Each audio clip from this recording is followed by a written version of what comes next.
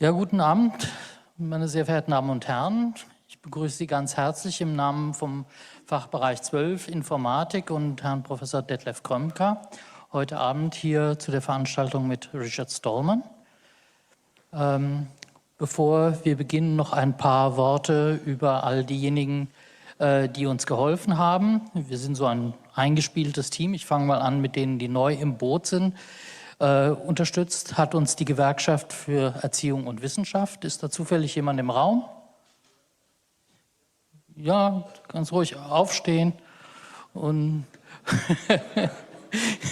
dann haben wir die Firma Consilion. Ist da ein Vertreter da? Nee, scheint nicht so. Das sind unsere beiden neuen Unterstützer. Schon lange dabei ist das Frankfurt Free Software and Culture Institute, vertreten durch meine Wenigkeit, die Free Software Foundation mit Richard Stallman und die Gesellschaft für Informatik. Und da bitte ich jetzt noch den Herrn Steffen Schilke auf die Bühne, der ein paar Worte zur GI sagen will. Hallo, ui, ist ja richtig voll hier. Die Gesellschaft für Informatik hat in ganz Deutschland Regionalgruppen, Hochschulgruppen und so weiter und so fort. Also ich mache es ganz kurz.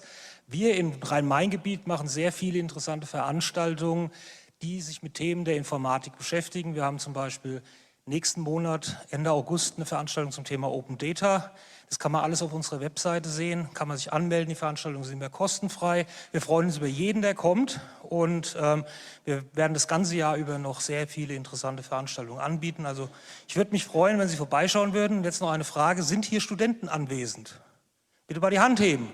Sehr gut. Alles potenzielle Mitglieder der GI, weil als Student kann man in der GI kostenlos Mitglied werden. Einfach mal auf der GI-Webseite gucken und der Mitgliedschaft Häkchen setzen und Mitglied werden. Dann kann man an ganz vielen Fachgruppen, Hochschulgruppen, Regionalgruppen teilhaben und sehr viel über Informatik lernen.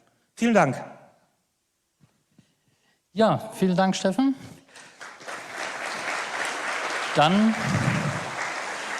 übergebe ich das Wort direkt an unseren Gast, Richard Stallman.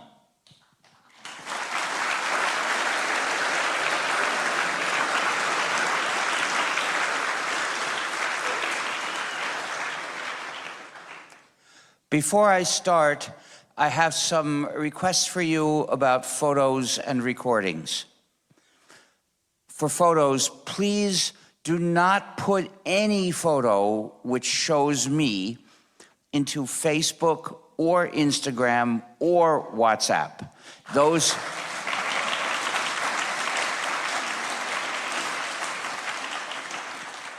Those are three mouths of the same surveillance monster, which gobbles up data about people. It can recognize people by their faces or even the backs of their heads. So if you put a photo in which person P appears into that monster through any mouth, you are helping it track that person. You shouldn't do that to your friends, and please don't do that to me. Perhaps do that to your enemies.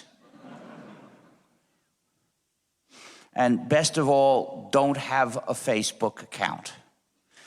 Don't be a Zucker.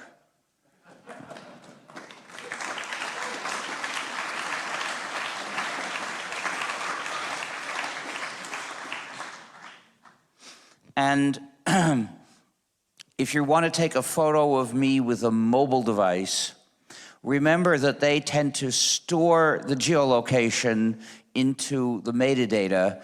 Don't let that happen. Deactivate saving location in metadata before you even consider moving to take the photo. And in Android, it's not clear that simply deactivating location processing will do the job. But in the photo app, in the camera app, there will be a setting to turn off location and metadata. And that is exactly what you need to turn off. And as for eye monsters, I hope you don't have those. Meanwhile, is there anyone here who could make a recording, audio or video? I can't hear what you say if you say it that quietly. But if there's somebody here who would like to do it, please do it. But, and you can put a sound recorder here. Do that right now, please. Why wait? I'll give you a moment to do it. Is there anyone who can do it? Good. Is that a camera too? Oh, good. Anyway, with recordings, I do have some conditions for recordings, for distributing the recording. And that is, first of all, do it in a format that free software can handle. If a VLC in a free GNU/Linux distribution can play it, then it's a good format. But the next thing is, make sure that the distribution website is not pushing people to run a non-free program.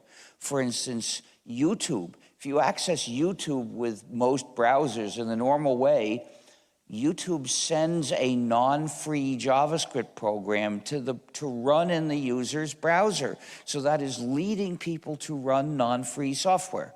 Now there is an extension that you can load into Firefox, and that comes preloaded in our browser, IceCat, which eliminates the need to run that JavaScript and supplants it. And you can even turn off the JavaScript coming from the page. So, okay, if your people are going to visit it that way, maybe YouTube would be okay, but you know most people won't do that. So choose a website that doesn't even try to send any non-free software. Don't lead people who don't understand the issue into running a non-free program. It probably spies on them.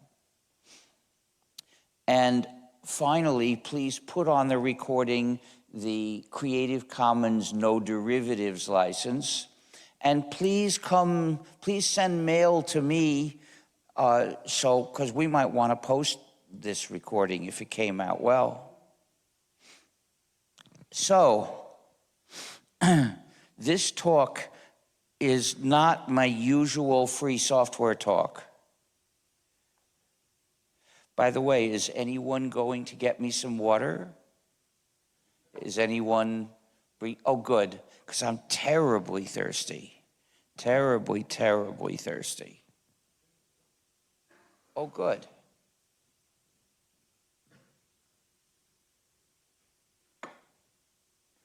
Maybe the GNU is thirsty too.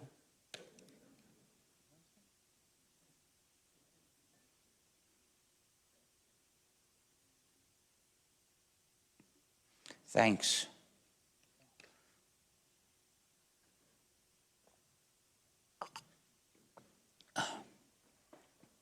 This talk is about the danger of digital surveillance, which has made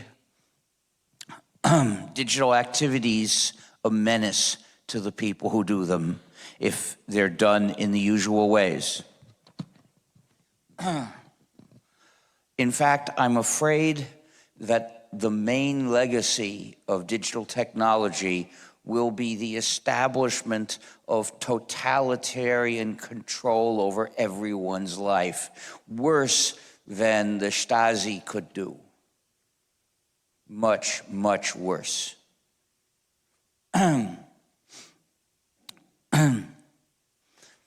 So there are various ways that the data are accumulated. Often it's done through your own digital devices. They're designed to spy on you. Sometimes it's done through other systems that you use, but that don't belong to you. And finally, increasingly, systems are being put into place to track and surveil people in public. Now, in the first case, if it's your device or the software that you have a copy of, you could prevent that if the software is free, or if you replace it with free software, then you can make the device not spy on you. However, for when the surveillance is done through systems that you don't own and I don't own, they don't belong to individuals, we can't fix them that way. The only thing we can do is demand strong laws against collection of data about people. So what are the most sensitive data about people? Well, first of all, there's anything that shows how these people think, their political views. But aside from that, and more generally, more broadly than that, the most sensitive data about a person are where does person go during the day, what does person do there, and who does person talk with? Where do you go, what do you do, and who do you talk with during your day? These are the most sensitive things to know about a person. These are the things that must not be known, must not be collected. To know what car you own, well, that's okay. We know a free society can coexist with a state that knows who owns which car. I'm not worried about that. But to know where the car goes during the day, that is intolerable. To know who owns each house, that's okay, we know. To know who owns each business, we wish the state knew who owns each business. You can live with that. That doesn't lead to totalitarianism. But to know what you buy, that is terribly dangerous. So first I'll talk about free software and the danger of surveillance through software, because free software is a way to prevent that.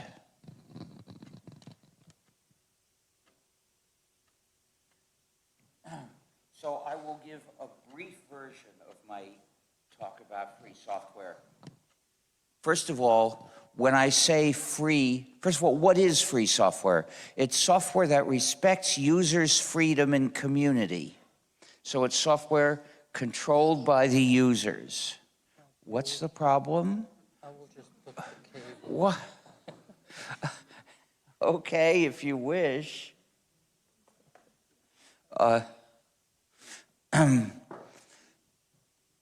So it's free in the sense of freedom. When we say free software, we're talking about freedom. We do not talk about price. We do not mean gratis. In German, it's freie Software. We don't mean kostenlos. Your copy might be kostenlos, but we don't care. Maybe you paid for it. That's okay too. That is a minor side issue which we pay little attention to because it's not as important as freedom. Freedom is tremendously important, so that's what we pay attention to, and we refuse to be distracted by a mere matter of price. So, in another language, this is how we distinguish. So what is a program and what is a computer? A computer is a universal computing engine, but at a conceptual level, it's very simple. It only knows how to do one thing, and it does that one thing millions of times per second. It gets the next instruction, and it does what that says. And then it gets the next instruction and does what that says. And the next and the next. The instructions come from a program. Depending on what instructions are in that program, it will direct the same computer to do this or that or that or that or that or that, or potentially an infinity of other things that a computer can do. With the right instructions, the same computer will do whatever you wish, except the impossible things that a computer can't do.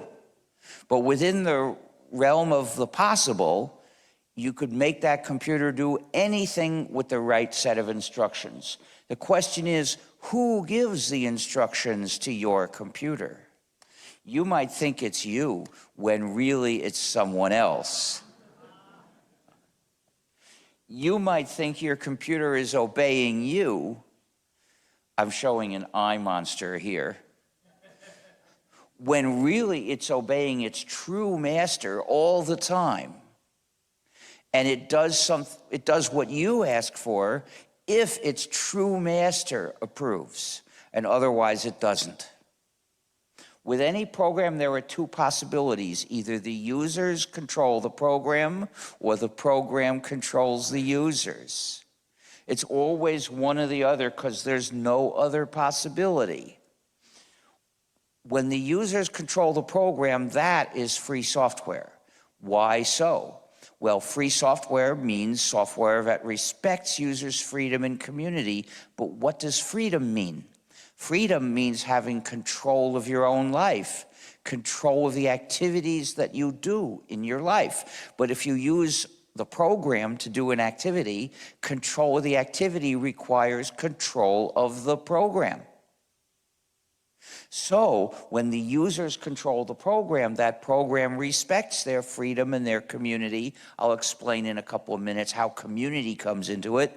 So it's free software. At the practical level, control of the program requires the four essential freedom.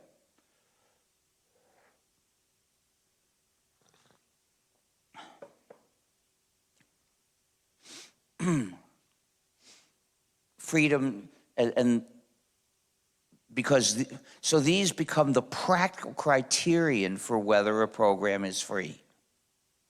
Freedom 0 is the freedom to run the program any way you wish for any purpose.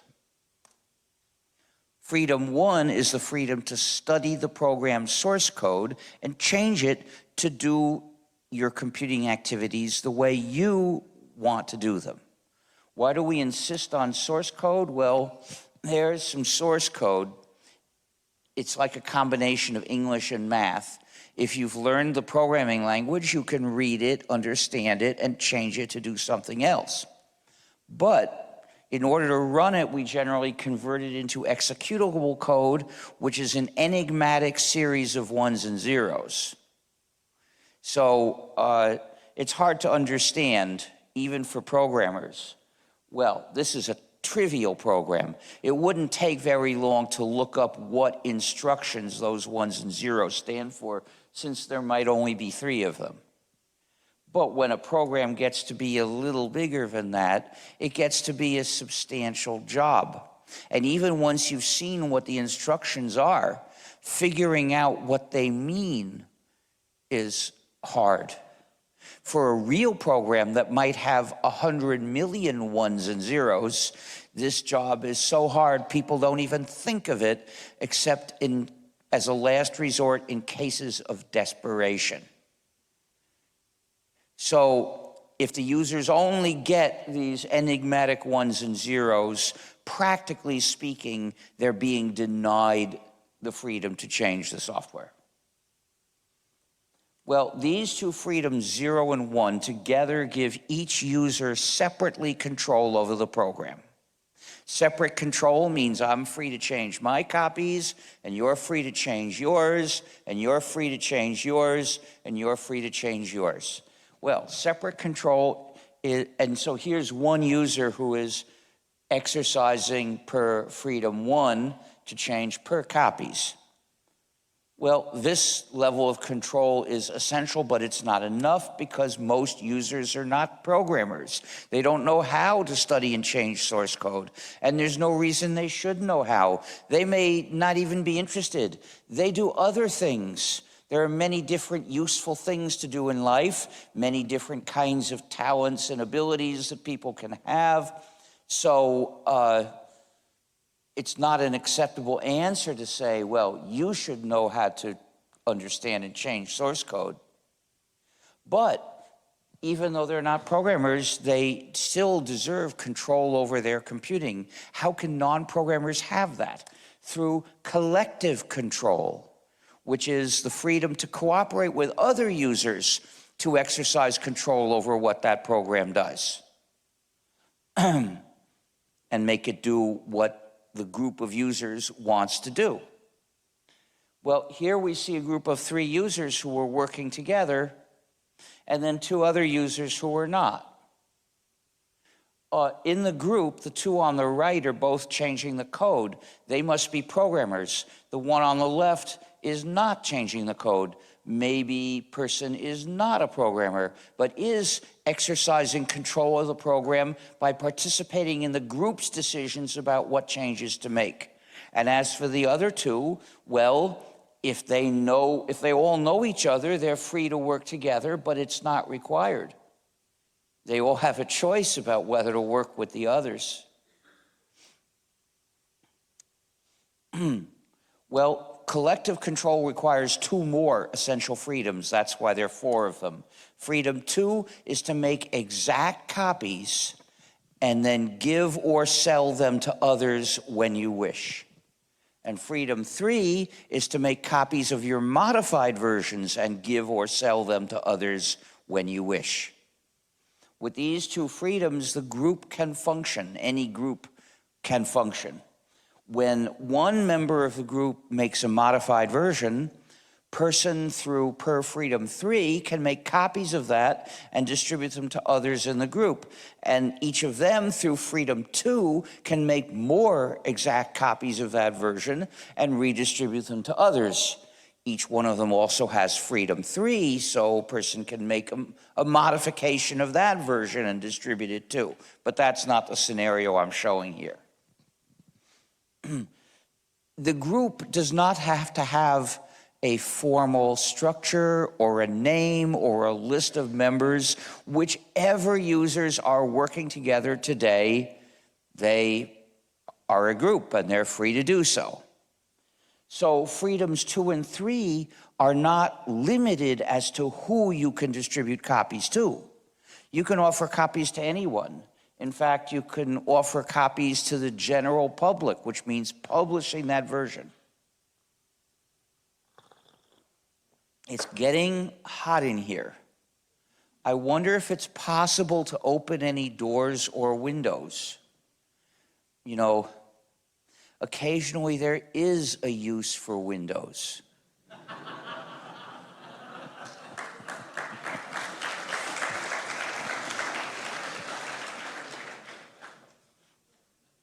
Oh, I forgot to tell you this, but I should tell you this joke, this story. You know, the European Union is considering what to do about daylight savings time. And it might be eliminated entirely, or it might be extended to cover the entire year. People don't realize this, but daylight savings time was invented by a German politician. And he was so proud of this that he changed his name to Adenauer.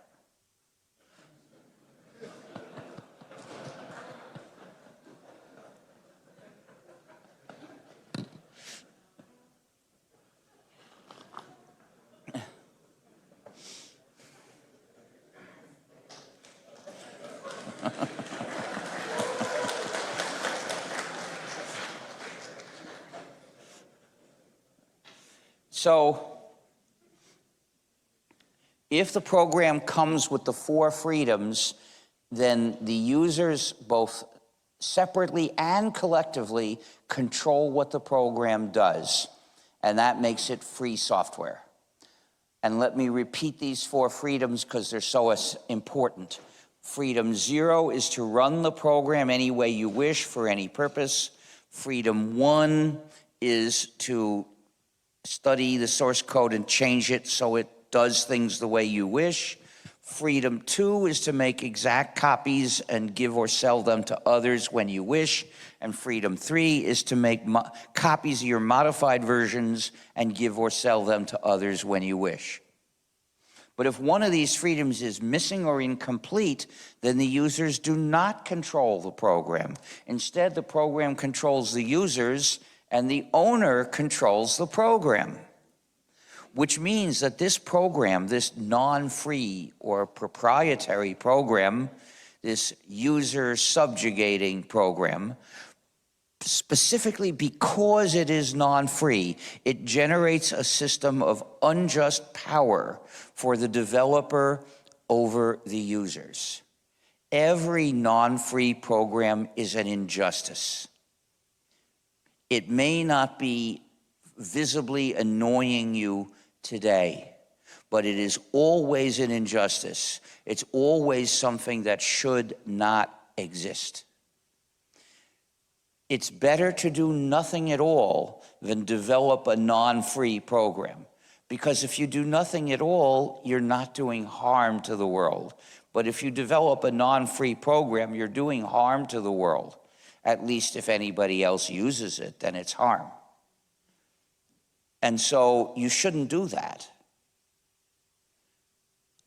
I could imagine a situation where I could forgive it. You know, if somebody points a gun at you and says, write this non-free program, I could forgive you. I'd probably go along also under those circumstances, but I have a feeling that the resulting program would not work very well.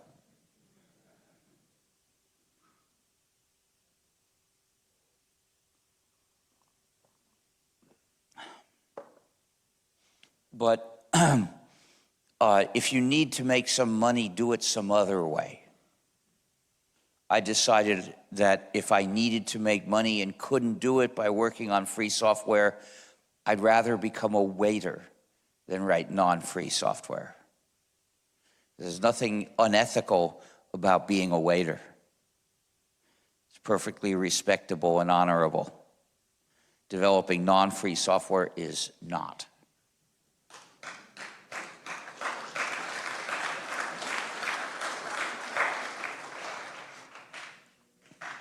But, well, this is the basic injustice of every non-free program just because it's non-free. But because the developers, owners know that they have power over the users, they are tempted all the time to take advantage of that power to mistreat the users for their own advantage. So they put in malicious functionalities of many different kinds. After all, they know that if they make the program act maliciously, the users can't correct that. They have power that they can exploit. And there are many different ways, but one of them is spying.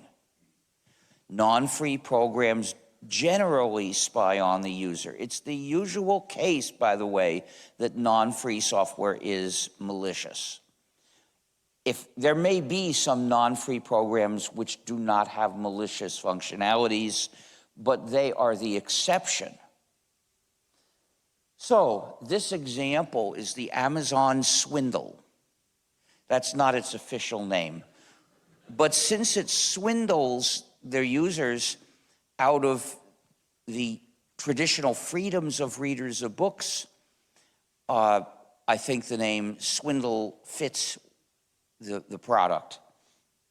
And one thing it does is total surveillance. It reports everything that the user does. It sends the title of the book to Amazon servers. So even if the user obtained the book somewhere else, Amazon still knows which book person is reading. And it sends the page number too, so Amazon knows where in the book person is reading it. And if the user enters any notes or highlights any text, that's all sent to Amazon servers also. Total Orwellian surveillance of reading. But surveillance is normal practice nowadays in proprietary software. Flash Player spies on the user for the websites that send Flash. The 5 generally used proprietary operating systems, I mean Windows, Mac OS, Android, iOS, and Chrome OS, all spy on the user, sending data to servers, each in its own way. Many of them require the user to sign up for an account and give permission for surveillance, but consent is not enough to legitimize surveillance. We have to get rid of that idea completely. It turns out that the manufacture of consent is something that businesses have mastered.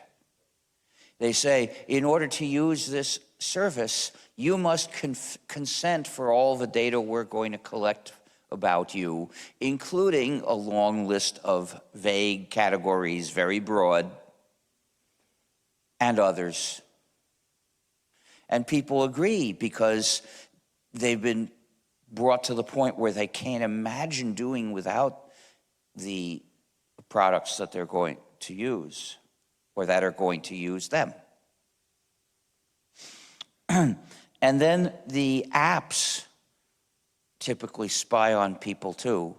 Well, I just read that some Android apps were caught reporting users' location even after the user said, no, this app can't look at my location. Because the apps cooperate with each other. If one of them can get the user's location, it tells the rest, so that each one can report to its own owner, and maybe others as well. And that's in addition to the surveillance that Android itself does, and the tracking that the phone network does.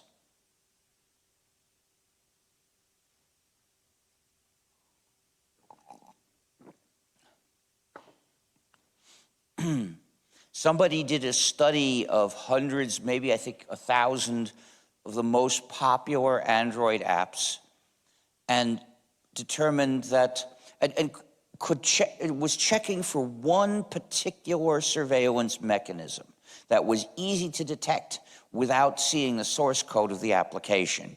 You could detect it just by running the app and seeing what was happening, and found that of the paid apps, 60% were snooping, and of the unpaid gratis apps, 90% were snooping.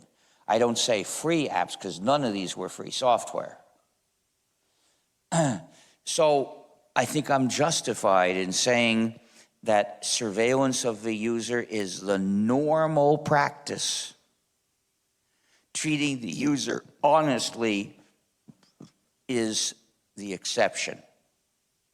And of the apps that the investigator couldn't detect as snooping, they may have been snooping in other ways that this investigation couldn't detect. Now, many devices nowadays are designed so that they're tethered to a server controlled by the manufacturer. So, of course, they're constantly snooping on people. And nowadays, often the only way the user who supposedly owns the product can send it a command is through the manufacturer's server.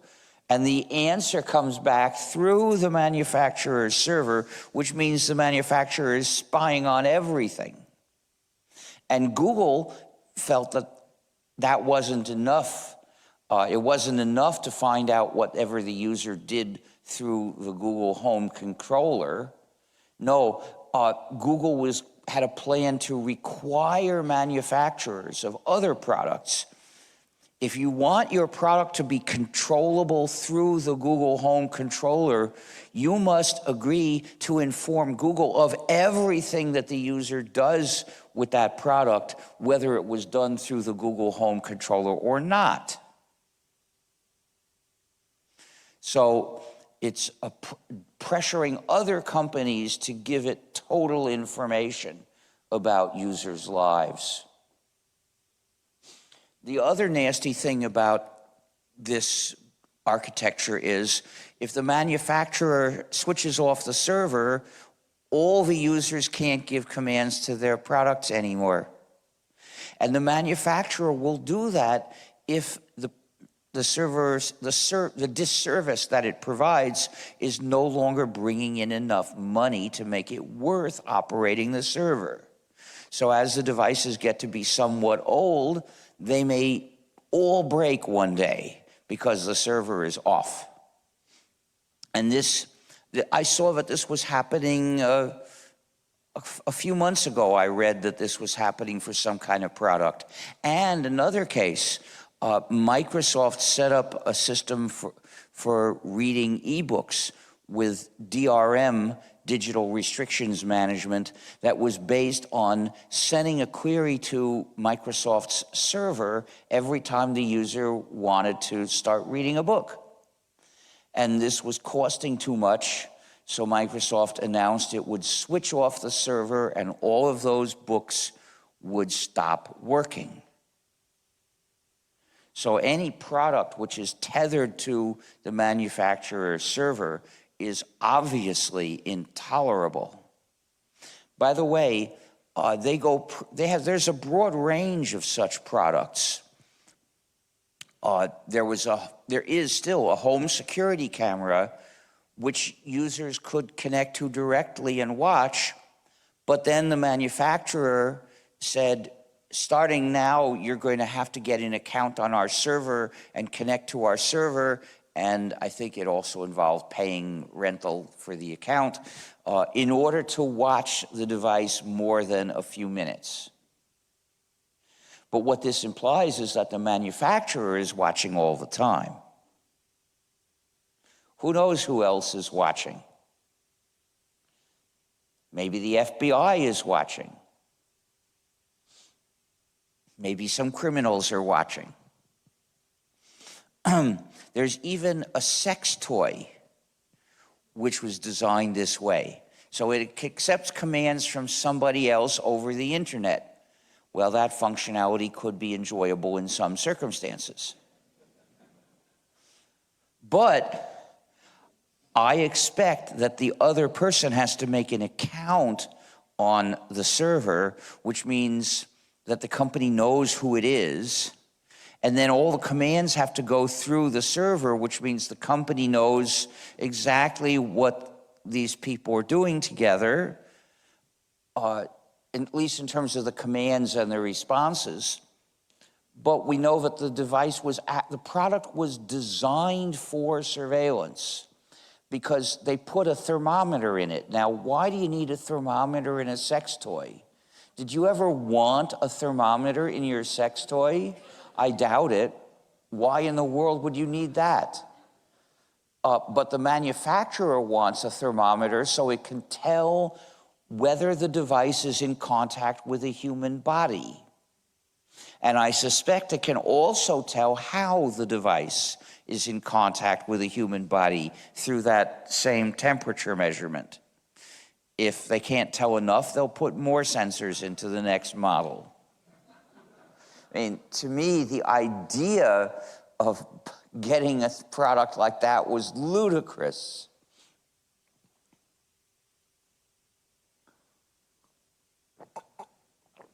Well, but that's digital surveillance for you. Of course, there are other malicious things that these products do. There is digital restrictions management, DRM, where the device is designed specifically to restrict people, specifically to stop the users from doing what they want to do. So this means instead of your servant, it's your prison guard. This example is the Blu-ray. Some discs come with a Blu-ray that will attack the user who tries to copy or even watch the disc in the wrong part of the world. Well, my rule personally about DRM is if a device was designed with digital handcuffs to chain me and stop me from doing things, then I will not use it at all unless I have available, personally to hand, everything needed to break the shackles and do what the device was designed to stop me from doing. If I can't use the device in freedom, I don't want it at all. So I have never used a Blu-ray disc. Someday, if there's free software to do all of this, I might use one. But until then, Absolutely no. I value my freedom more than seeing all the movies, any or all of the movies ever made. Some people might regard that as insane. But that is what I think. Those are my values. The 5 widely used proprietary operating systems, I mean Windows, Mac OS, Android, iOS, and Chrome OS, all implement the basis for these digital shackles, and apps that deal with media then use that to implement the shackles, and the Amazon swindle also has DRM. And then there are backdoors. A backdoor means a program or a product is listening for commands from somebody to tell it to do something nasty to the user. In the Amazon swindle, there's a backdoor for remotely erasing books. It's hard to find out about backdoors.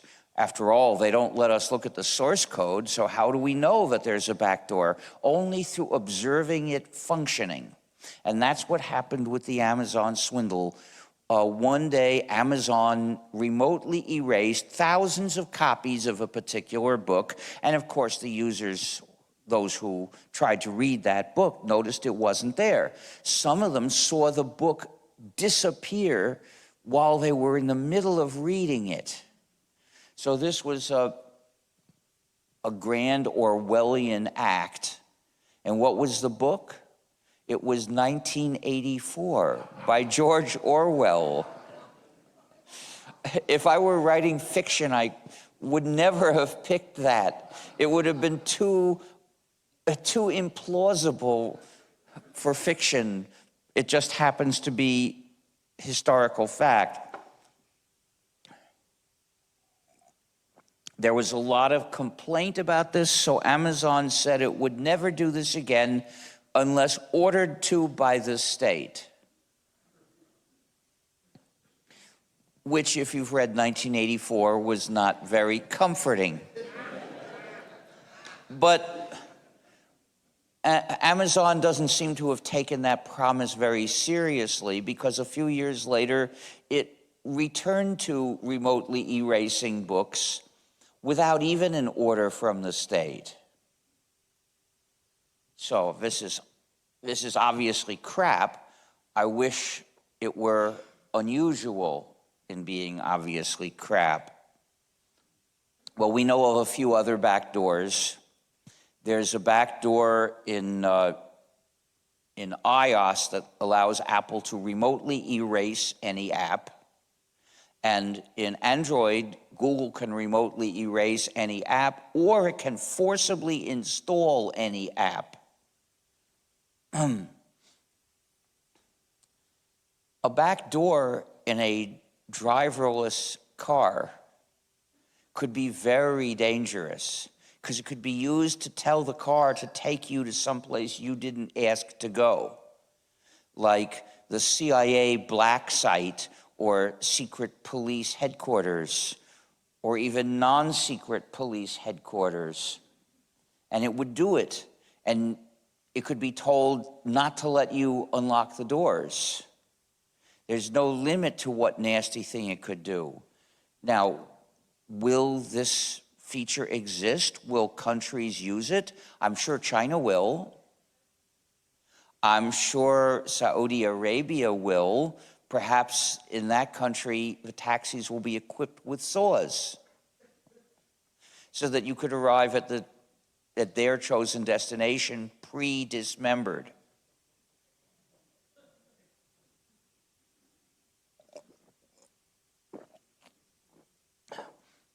And in Germany, I guess that depends on which parties are in power in the future. I wouldn't trust the US to respect our freedoms.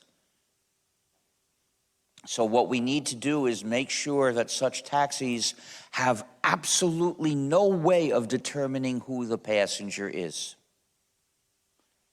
and that they do not send any reports that might enable some central system to know who the passenger is.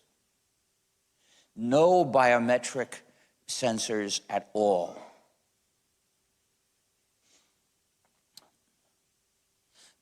Then there is censorship. Apple pioneered censorship of apps in the iPhone, the first generally usable and general use computer in which users could not freely install the application software of their choice. They were limited to installing the programs approved by Apple from the App Store.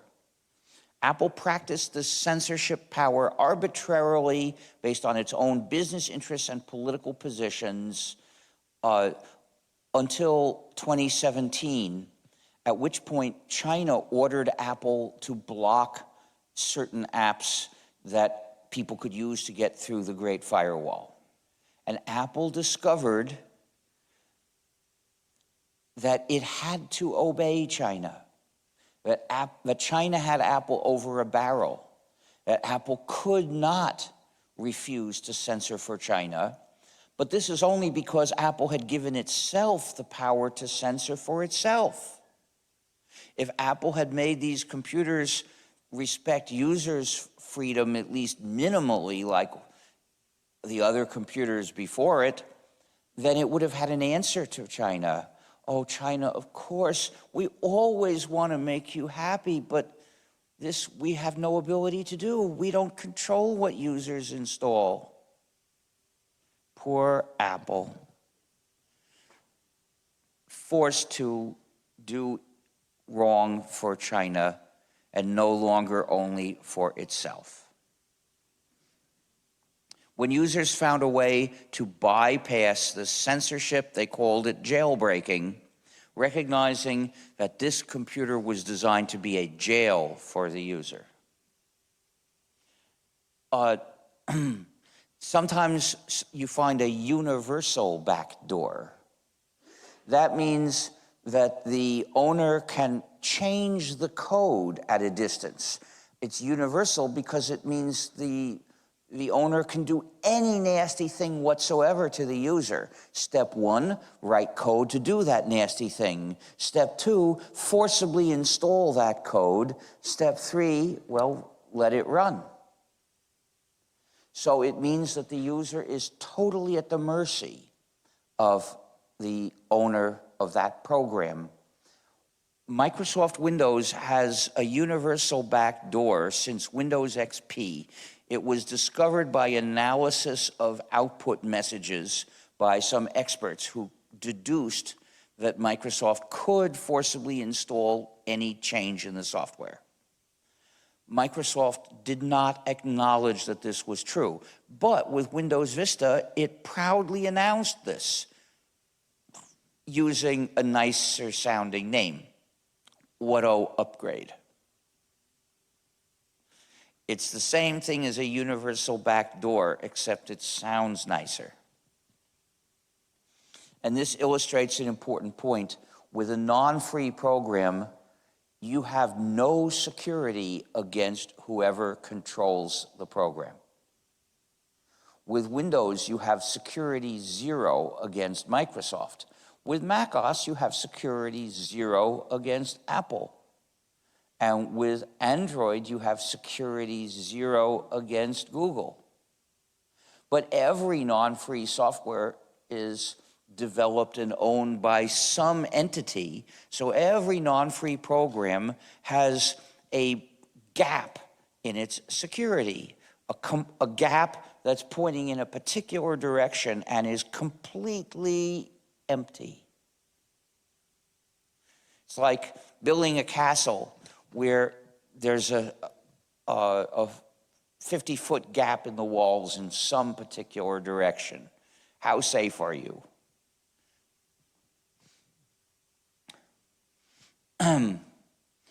And there's another nasty thing we know about Windows, which is that when Microsoft learns about a security hole in Windows, before it fixes that bug, it informs the NSA. So the NSA can attack the computers of users of Windows.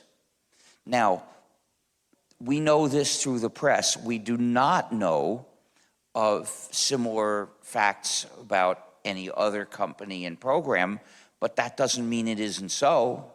Absence of evidence is not evidence of absence. You can't assume any non-free software developer is not doing the same thing for the same country or a different country or 10 countries, who knows? So what that shows is the users of proprietary software are victims of proprietary malware. Malware means software designed to mistreat the user through its operation. And I've given you only maybe 10 to 20 examples of non-free programs that are malware, but almost everybody that uses any non-free software is using at least one of them. So we know almost everybody that is using non-free software is already the victim of proprietary malware. And I didn't even mention all the kinds of malicious functionalities like forced incompatibility, addictiveness. There's so many. Of course, they pay lots of clever people to find more ways to mistreat their users. And we have hundreds more examples. If you look at GNU.org/malware, you'll find hundreds of examples, I think something like 400, categorized so that you can look for them based on who does it, what kind of product, what kind of malicious functionality. But this is enough to show you the general point. Non-free software is going to be malware. And in particular, it's going to spy. And they do it because they've found they can make money by doing it. That's all the incentive they need. The idea of valuing in any sense the interests or freedom of the user has basically disappeared from non-free software. Instead, they look for creative ways to pretend that this is treating users with respect. Now, it's important to understand that any program can be released as free software, and any program can be released as non-free software. In fact, any program can be released as free software over here and non-free software over there at the same time. It could be the exact same code. And the reason is the difference between free and non-free software is purely a matter of how the program is made available for use. This is not a question of what's in the program, not a question of what the program does, not directly. Directly, what the program does has no effect on whether it's free. You could take any program whatsoever, and if you had legal control over it, you could release it as free software. And you could also release it as non-free software. Both of them are possible to do. By contrast, the difference between free software and the difference between honest software and malware is purely a matter of what's in the code, what it's going to do in operation. So these are completely orthogonal dimensions, free or non-free depending on how it's made available for use, and honest or malware depending on what the code says. So all combinations are possible in principle, but in practice, they're correlated very strongly. Free software tends to be honest, and proprietary software tends to be malware. And the reason has to do with power. The non-free program is controlled by an owner that has power over the users through that program, and thus an incentive to mistreat the users through that program, and therefore usually does so. Power corrupts, and the power of the non-free software owner over the users corrupts. They've been so thoroughly corrupted that most of them never even dream of being anything else. But with free software, and so the consequence is you can never rationally trust a non-free program. if you're thinking, you better know that the developer is probably mistreating you just because it can and will make money that way. So the only way to trust the program is through blind faith, usually in a company that has already proved it doesn't deserve any such faith. But with free software, you can rationally trust it because you know that it's the user community of the program that has ultimate control over it. And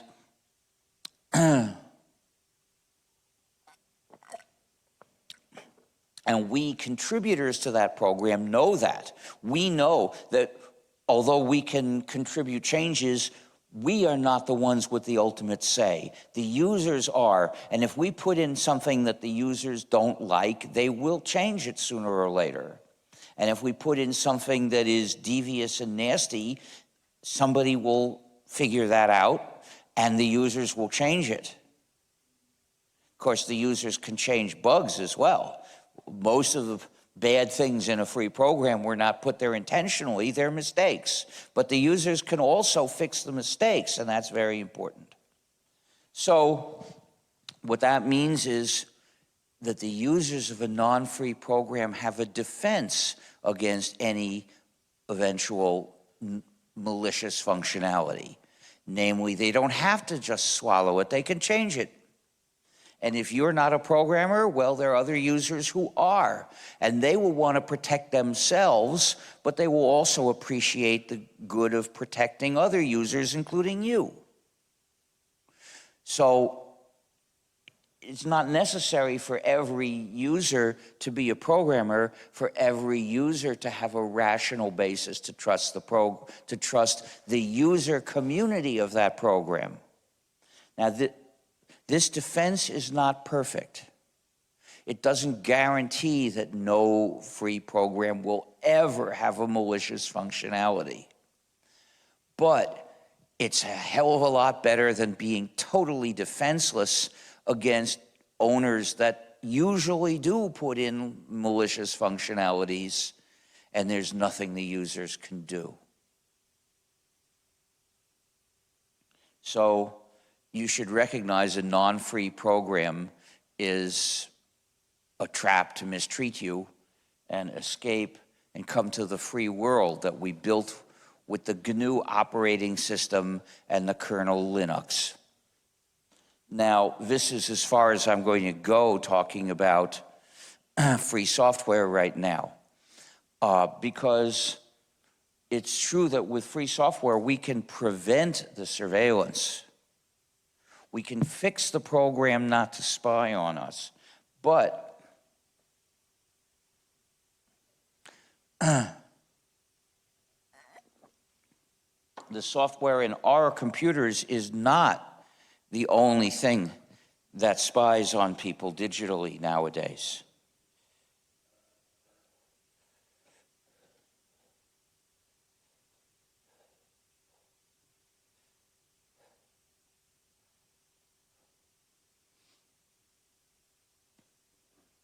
The problem has become bigger and deeper than that. First of all, there are the systems we use to communicate, systems that don't belong to us. For instance, your internet service provider is very likely to be keeping track of who you communicate with. Now, it used to be that phone companies could keep track of who someone spoke with by phone, but did this only in special cases for people who were suspected for some particular reason. But nowadays, they're treating everyone like a suspect. And this is incompatible with a free society. So there's a big political stir in the United States because under President Obama, regulations were made that the ISPs couldn't sell that information. And I said, this is not enough. They shouldn't be allowed to record that information. They shouldn't be allowed to notice except with a court order. Then we would be safe. Well, Republicans, the party of plutocracy, they got rid of those regulations, and there's been a campaign to bring them back. And I support it reluctantly because I feel it's focusing on an inadequate solution that won't protect people's freedom. And of course, phone companies would record who you talk with by phone. And with portable phones, they also record where you are. And by the way, every portable phone has a universal back door in it, which can be used to convert it into a full-time listening device, which listens all the time and transmits all the conversation it hears. And this is not just the spy phones. When they call something smart, think spy, because that's what it's doing. With a smartphone, the operating system can spy for one company, and 100 apps can be spying for 200 or 500 other companies. But in addition, the phone network is snooping on your movements, something it can do at a much lower level. It can triangulate on the location of your phone, so even without GPS, it gets a precise location. And then somebody else, perhaps the local police or a local criminal gang, can use a stingray device and to see that you're somewhere near a protest, because that can detect all the phones which are in that small area. So there could be many different kinds of surveillance going on with the same mobile phone. When I found out about all these things, I realized that the mobile phone was Stalin's dream. What would Stalin have wanted to hand out to everybody in the Soviet Union? A device that would track per movements and listen to the conversations around per all the time, day and night. And Stalin would probably have ordered everybody to take one. But today's totalitarians are more subtle. They didn't start out ordering people to take one. They just started luring and pressuring people to take one until almost everybody had one.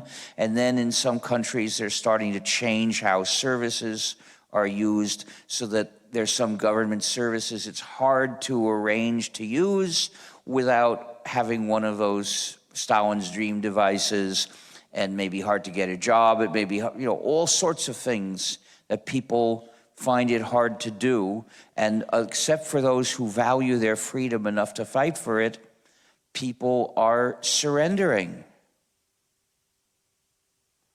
But we need to fight this. We need to fight this by refusing. Now, you get some of the same problems with a PC, but with a PC, at least you can browse hiding your location by going through Tor. And you can prevent tracking your identity by changing your MAC address very often. And then if you use the right browser, you can avoid giving personal information to the sites. But even when a site, occasionally you might want to tell a site who you are. I very rarely do that at all. I don't want to use today's online disservices.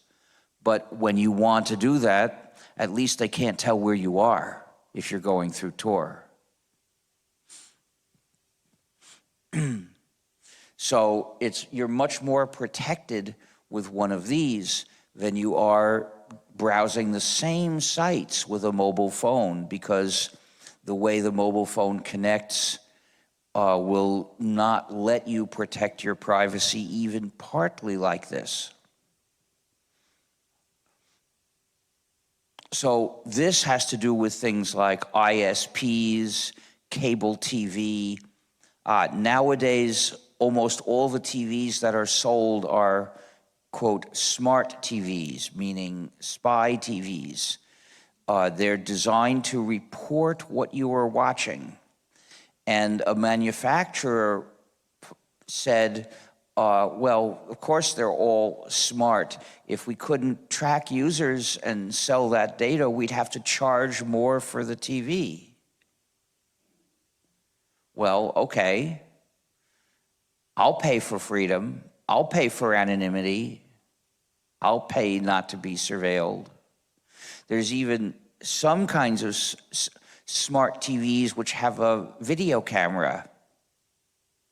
And they had a security flaw as well, and some cracker broke the security to use the camera and start watching people.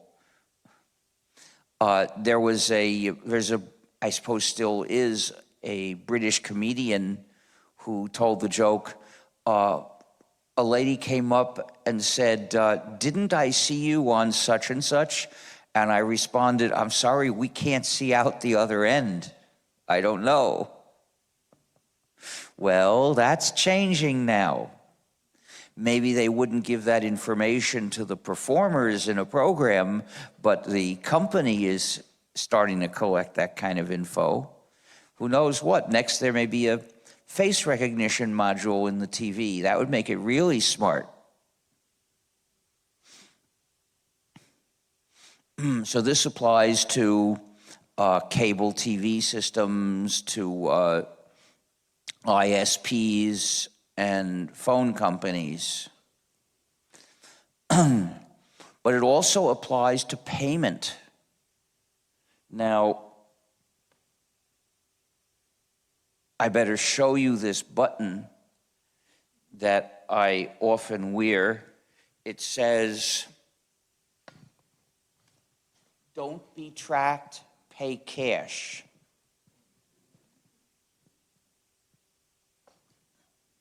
And I'm serious about this.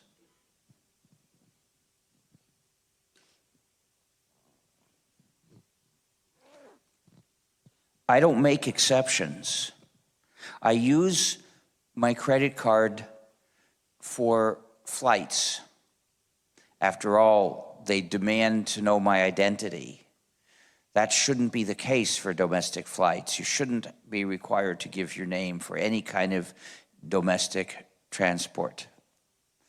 We see a few countries trying to make it difficult.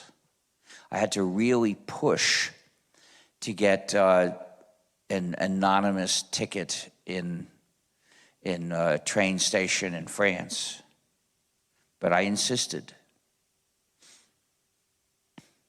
because they have no right to know where I'm traveling, or where you're traveling, or where anyone is traveling. And these transportation systems are tracking people too. And this is a worldwide trend, and it's, of course, it may have started in China. Something like 10 years ago or 8 years ago, I went on one of China's impressive high-speed trains and saw that everybody's ID was checked. You'd expect a tyrannical state like China to do that. Why the hell are supposedly free countries doing this? In Switzerland, there used to be a convenient system of train passes. If you lived there, you could buy a train pass and then just get on any train or bus, and if a control occurred, you'd show your pass. Good. And then it was replaced with a system where you were required to register your pass getting on and in some cases getting off, which means people are being tracked.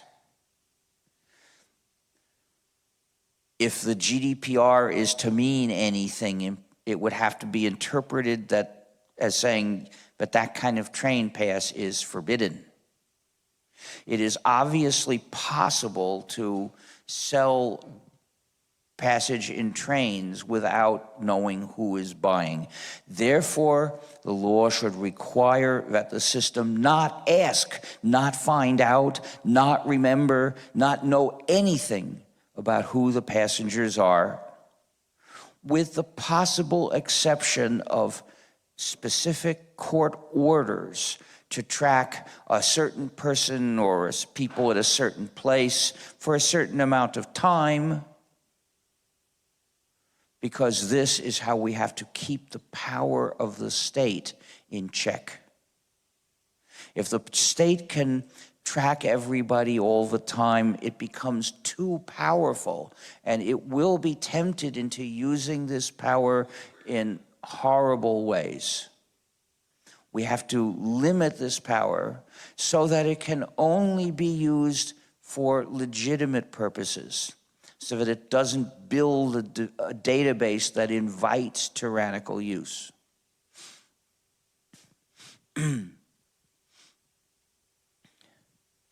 And in some cities in Europe now, if you want to pay to park, you're required to put in the license plate number in a computer.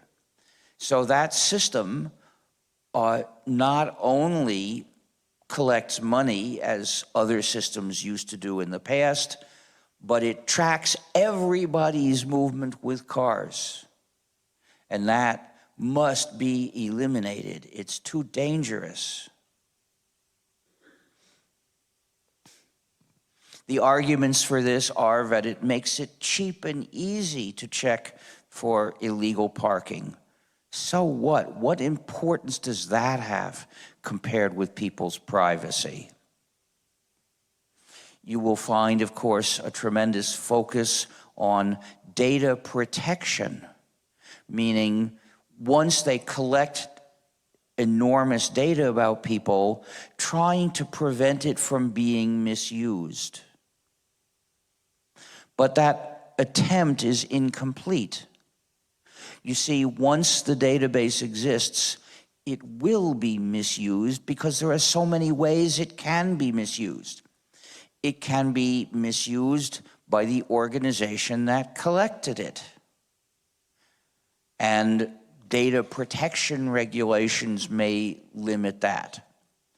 It can be misused by employees of the organization. Now, that's against the rules, but you see people do break rules. So just saying it's against the rules doesn't mean it won't happen. Harold, would you like to make me some more tea?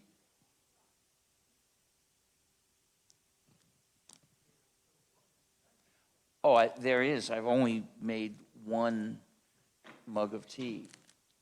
Let me make sure I've drunk it all. There. Thank you.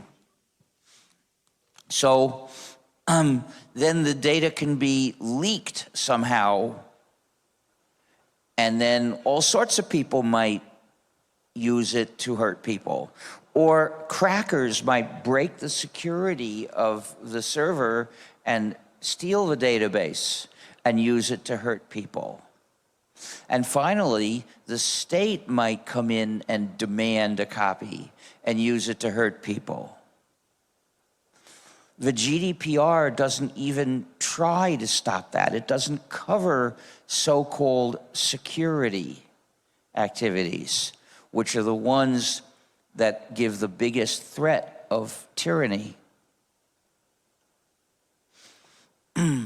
So because of this, I think that data protection is a red herring. We need laws against designing systems so that they collect data about people. This has to be kept to the minimum possible level, so that if a service could possibly be implemented anonymously, it must be anonymous. And this has to cover private companies as well. When Uber and its competitors identify passengers, they're creating a database of the most dangerous kind. Where do you go? What do you do and who do you talk with? Well, this is tracking where you go. Because this is so dangerous, I absolutely refuse to be a customer of any of those companies. But not only that, Uber is trying to destroy the competition by running at a loss. It loses, I think, more than $1 billion a year. It's hoping to eliminate other ways for people to travel so that they will be prisoners of Uber. And because of that, I feel we need to actively fight it.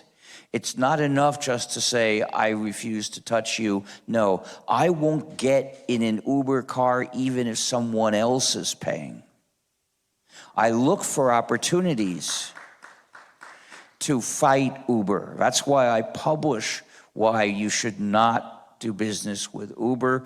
And it's the same, Uber has done some other secondary evil things, which Lyft hasn't done. But Lyft also makes people identify themselves and keeps track of where they go. And that is unacceptable.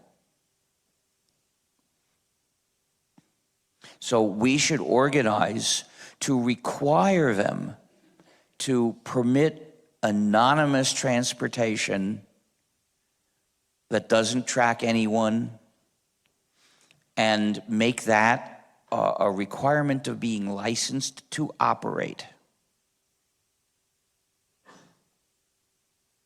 But in general, payment systems that track people are a threat. I guess put it up here, please. Here it will stay. Yeah, I will. Actually, it doesn't take long for such a small amount of water. I'd say do it now. Thanks. I saw an article from the 1960s proposing that a system to record all payments people make would be a wonderful system of keeping control over everyone. I posted a link to it. Well, now we know they're right. And I was horrified to see in the airport that there's well, first of all, they now make you pay €1 to use a cart. That is a vicious form of inhospitality that I think was invented in the United States, the land of no hospitality, where everything is charged. I'm sad to see that it spread to Germany, but even worse, you can't pay with a coin. You can only pay in a way that is tracked. Now, I was actually thinking yesterday of maybe getting a cart because I had more luggage than usual, but not that way. No, thanks. So, there are many of these systems that people interact with, which we can't fix just by insisting on running free software in them because they're not ours. We don't control what software's in them.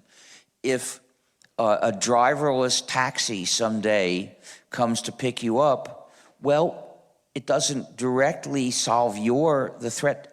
It doesn't prevent the threat to your privacy or your health and life if there's free software in it, because it's not yours. If it's running only free software, those copies belong to the taxi company, not to you. So you're not allowed to change them. The taxi company's allowed to change them. And of course, that company should have control over its computing also. But that doesn't make it treat you ethically. That's got to be a separate requirement that we put on companies. Respect the anonymity of your clients, of the people you deal with, and so on. And then there are the systems that are set up purely to track and snoop on people.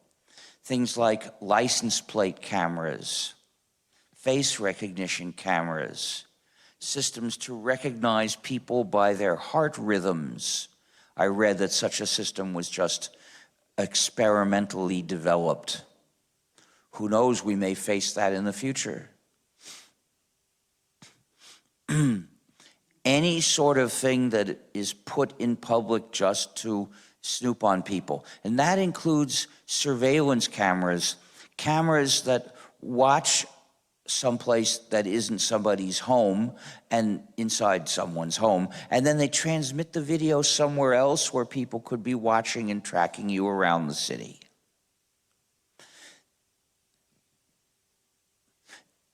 Several decades ago, people installed security cameras.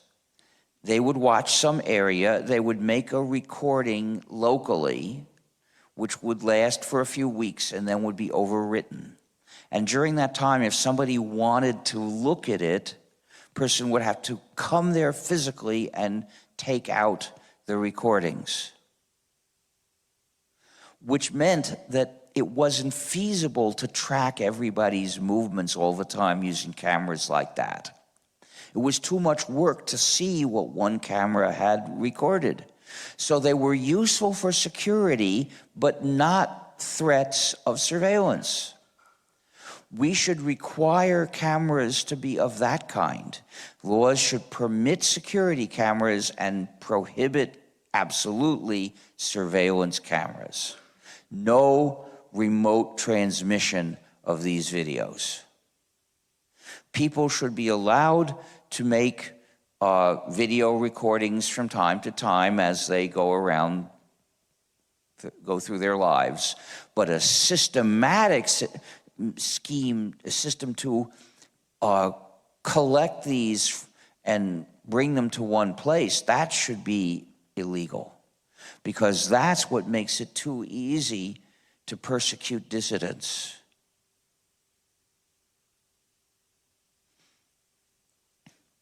In many cases, we can prevent systems from doing people harm, doing the public harm, just by keeping the data dispersed.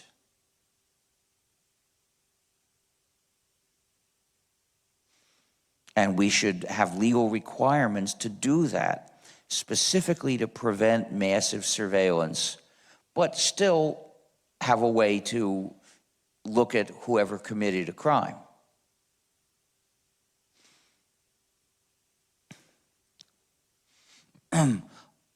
I've written a bunch of suggestions about methods we can use to do the jobs we want to do while protecting people's privacy. Look at gnu.org/philosophy/surveillance-vs-democracy.html. But the basic point of that is that there is a maximum level of surveillance of people in general that is compatible with democracy. And here is how I work out what that level is. Democracy means that the people control what the state does and how. But in order to control that, we need to know what it is. We need to monitor what the state does and how.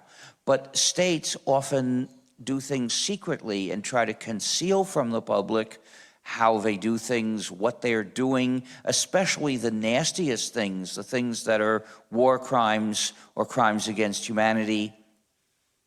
So how do we, or massive surveillance, and how do we find out in those cases? We find out through the help of whistleblowers, the heroes that are willing to take a risk to show us what we have a right to know about our governments.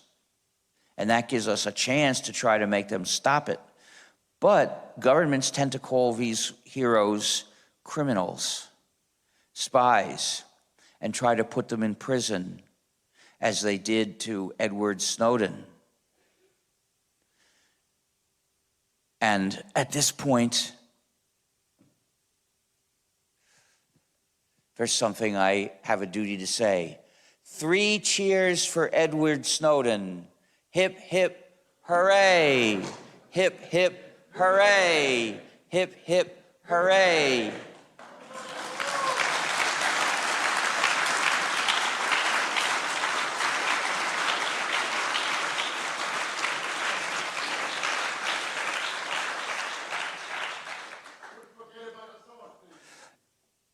Assange also played a role, of course, in publishing things like the Collateral Murder video. And now the United States wants to put him in prison for ages for his acts of journalism. In 2012, when Assange was asking for asylum in the Ecuadorian embassy, I had an open letter published in Quito in a newspaper suggesting how Ecuador could respond. I suggested give Assange asylum, but tell the government of Sweden that if it had accusations against Assange, it could interview him in the embassy, that basically that Ecuador could say it was not standing in the way of any possible charges. Of course, no charges have been made by Sweden against Assange. And the series of bizarre procedural decisions make it quite clear that the government of Sweden's goal in talking about maybe charging him was to get him into U.S. hands. It was not the way any other person accused of medium-level sexual misconduct would have been treated normally. By the way, those charges are not rape. The actions alleged don't constitute rape in any other country, but they are against the law in Sweden. I don't think it's a way that anybody should act. If he really did it, it wasn't nice. But that's another matter, what I suggested because Ecuador was facing this conundrum. President Correa wanted to protect Assange from being sent to the U.S. to be prosecuted for journalism, but he did not want to interfere with any charges that might come from Sweden about his own personal actions. So I suggested a way to do that. And about a month later, that's what the government of Ecuador did. To what extent I had anything to do with that, I don't know. I hope that my suggestion played a role.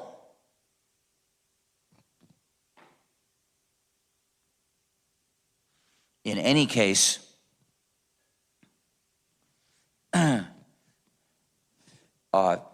don't jail journalism. That is an attack on democracy and freedom.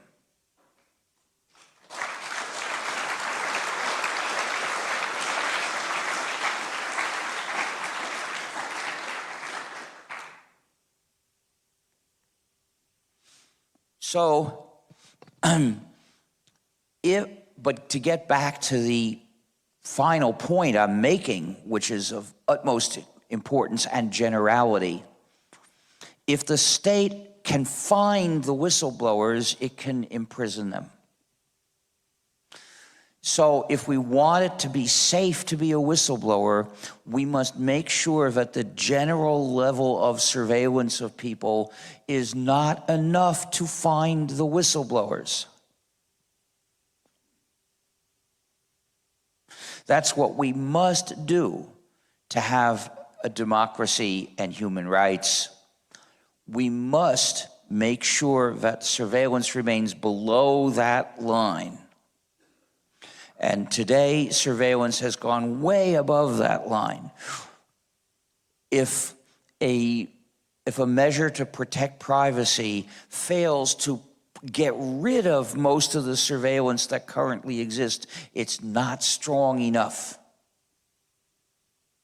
if it doesn't make all the companies that want to collect data about people say the sky is falling, it's not strong enough.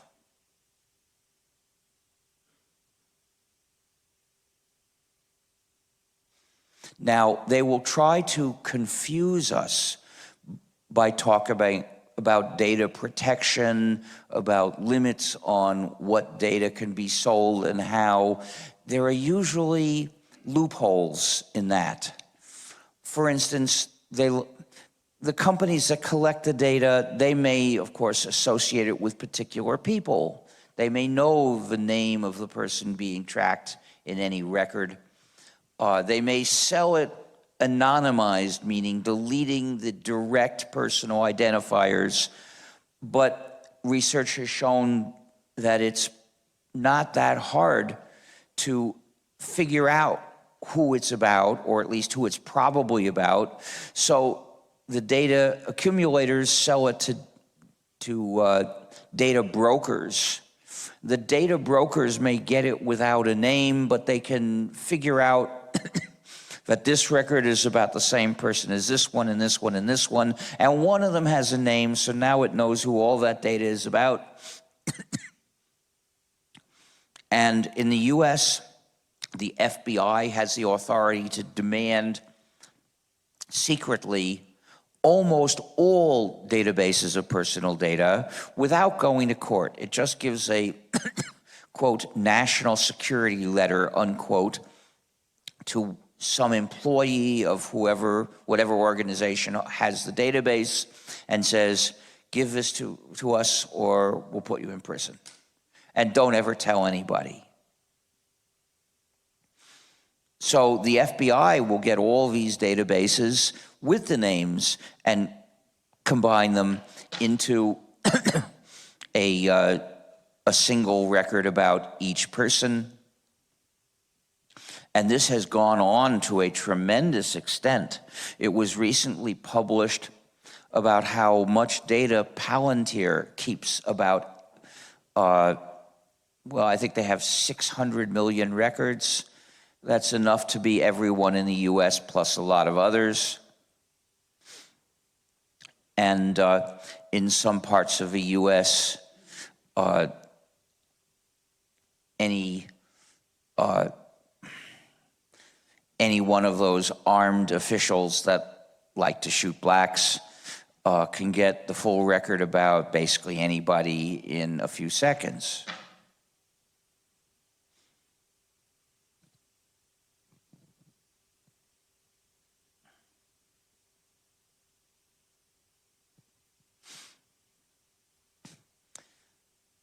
So we've got to make sure that those databases don't exist except where there has been some specific justification to make one. It's too much knowledge for a state to have, because it means that if we don't want to be oppressed by that state, we've got to trust that nobody with the power to do so is ever going to decide to do so. Now, we know that we can't trust a lot of them. We recently found out that the current head of the border police in the US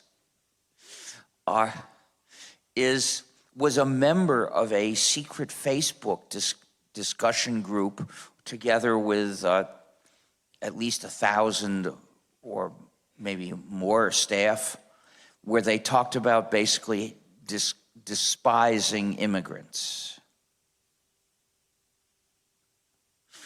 So can we trust people like that to make ethical use of data about people? I don't think so.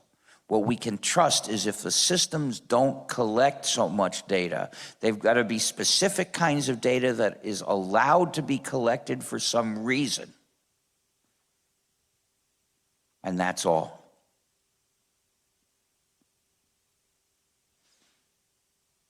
So how can we do this?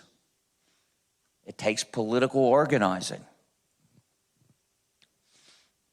And we have to know how to insist on measures that are adequate to deal with the problem, not the half measures that are always proposed, I suspect, proposed because they wouldn't be too painful for the data collectors. They give more of an appearance of respecting our privacy than real respect. We have to realize that real privacy is anonymity. Real privacy is not restrictions on using massive databases about us. It is that they just don't know what we're doing every day.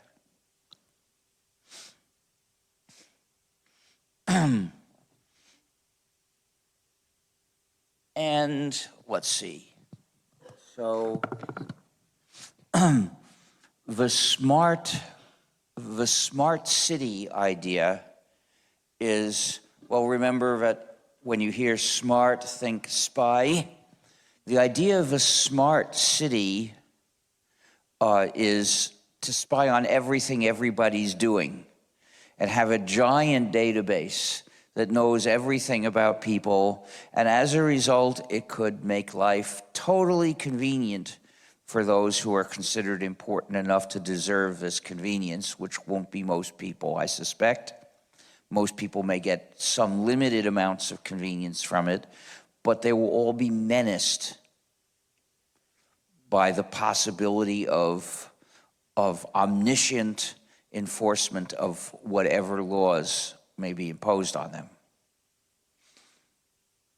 So the very idea of a smart city as it's conceived of today is an injustice. There may be ways to make use of AI techniques to make some civic systems work better. If these techniques don't know who's going where, don't know who that person is, then they're safe, and if they can do some good, why not? So we have to make sure that they don't know. And we can see the tremendous pressure to implement these spy cities by tracking people. That's where we have to oppose it. We have to say, you must do this in a way that doesn't identify individuals and doesn't collect the data that could enable anyone to identify individuals, and then it's okay. And we see drivers' insurance companies offering a discount if the company can monitor how you drive. Well, if that's done in a way that doesn't snoop on what you do, maybe it's okay. If I were sure that the system would not know where I go, it would only notice how I drive, I could live with that. I don't tend to drive at lunatic speeds. I don't drive all that frequently. I'm probably not one of the best drivers, but at least I don't do very many absurd, stupid things.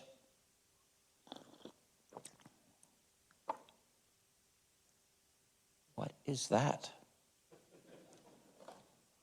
Oh, it's a fly.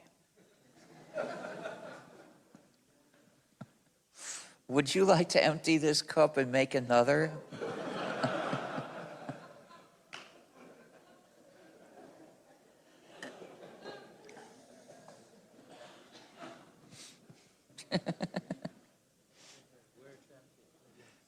I guess, yeah, into the grass. I don't know whether the grass likes tea. But of course they record where you go. If we don't have laws to stop them, they will record where you go. So at this point, I'd just like to say briefly that there are ways you can help the free software movement. So, freedom requires a sacrifice sometimes. Although when you really value freedom, you don't see that as the sacrifice. You don't see the practical inconvenience you accept in order to keep your freedom as the sacrifice. On the contrary, it's the freedom that you would be sacrificing if you accepted those expensive conveniences offered by online disservices and other forms of surveillance. So we need to insist on free software so as not to be tracked through our own computers and our own products. So how do you help? Well, if you've got a talent for programming, write free software, contribute to free software projects. But most people don't have a talent for programming. So instead of forcing yourself to try to program, do something else. Could you put in a little bit more? That's so little. It's so pitifully little.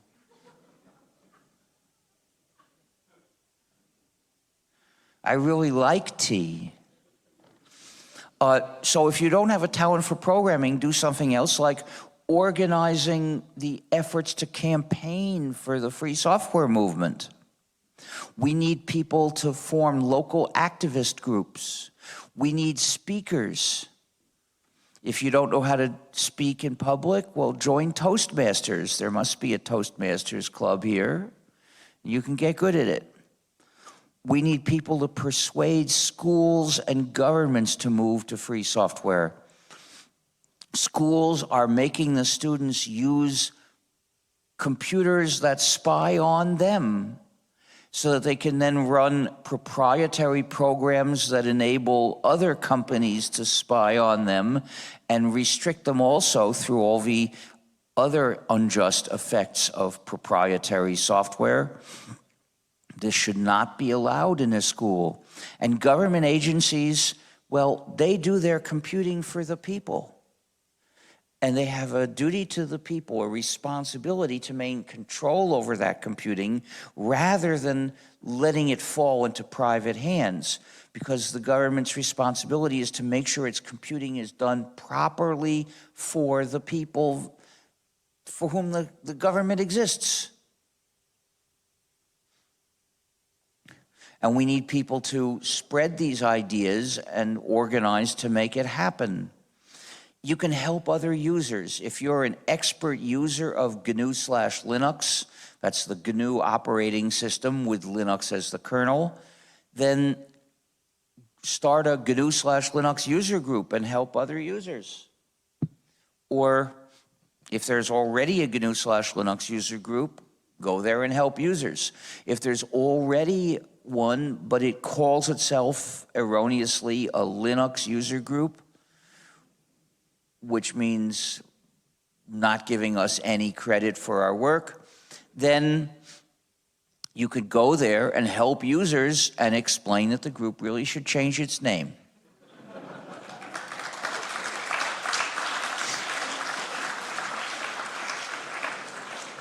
And just by saying free software, freie Software, you're helping the free software movement. You see, most people who use or even talk about free software don't know that term anymore. In 1998, the people who didn't want to think of this as an issue of freedom and justice invented a different term to use. They call it open source. And they constructed a different discourse that presents the matter purely in terms of convenience and practical advantage and never raises the moral questions I mentioned in my talk. They carefully avoid those issues because those issues might make some business executives uncomfortable. And they have been so effective that most of the users who've heard about me think that I advocate open source, which I have never done. I have to explain like several times a week in response to emails, I'm sorry, there's a misunderstanding here. You're talking about open source. That's not what I'm in favor of. That's a different idea. So read about the difference, please, and tell me if you agree with the free software movement. Well, just by saying free software, you can spread the awareness that there is a free software movement. I've seen articles published that called me the father of open source.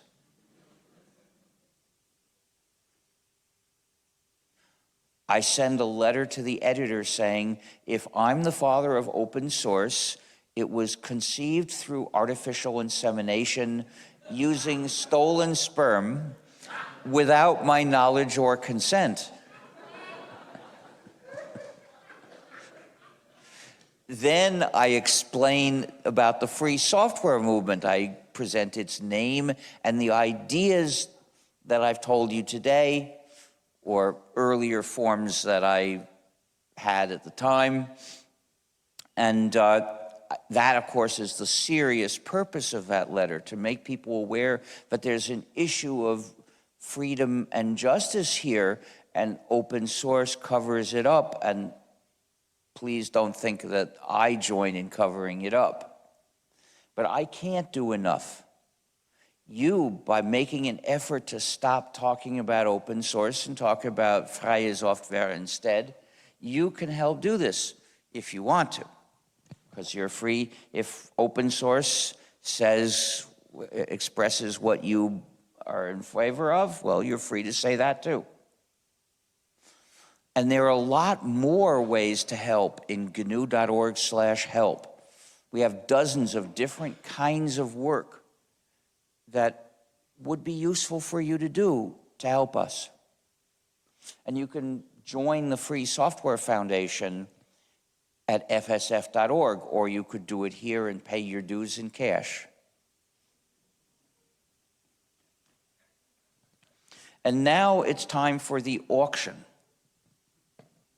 This is an adorable GNU that needs a home. So I'm going to auction it for the benefit of the Free Software Foundation. If you buy it, I can sign it for you. If you have a penguin at home, you need a GNU for your penguin. Every penguin should have a GNU. We can accept payment with cash or through a bank card if it can make international purchases by phone, but you have to write a bunch of stuff down, so it's a little inconvenient. We can also accept Bitcoin payment if you have something here to make the payment with. And does anyone know if there is an ATM machine, a bank machine to get cash near here? There is. So another option is you bid, you go out, you get cash, and you come back, because I'm going to be here answering questions for a while. So when you bid, please wave your arm and shout the amount as loud as you can, because I have hearing problems. And if you speak quietly, I won't know what you said, so I can't do anything with your bid. And I'm going to start with the regular price of 25 euros. Do I get 25 euros for this adorable GNU? How much? 30. The first time I couldn't hear. Second time I heard you. 30. I've got 30. Do I get 35 for this? How much? I've got 35. Do I get 40? I've got 40. Do I get 45? I've got 45. That's funny. This is not the only time that has happened in my auctions. I've got 45. Do I get 50? 50 or more for this? How much? 50? What are you bidding? I've got 55. Do I get 60 or more for this adorable GNU? I've got 60. Do I get 65 or more? 65 or more for this adorable GNU. I've got 65. I've got 70. Do I get 75 or more for this how much? I've got 75. Do I get 80? I've got 80. Do I get 85? I've got 85. Do I get 90? I've got 110. Do I get 120? 120 for this adorable GNU. Last chance to bid 120 or more for this adorable GNU. Last chance. Going. What? What? Are you bidding? Are you bidding? Okay, so last chance to bid 120 or more for this adorable GNU. Going. Gone for 110. Please come up and pay.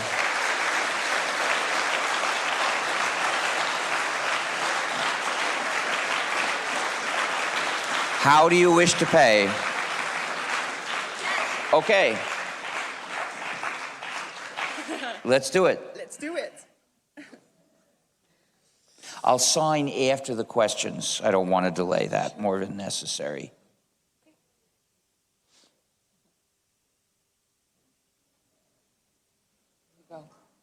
Thank you. The GNU is now yours. Thank you.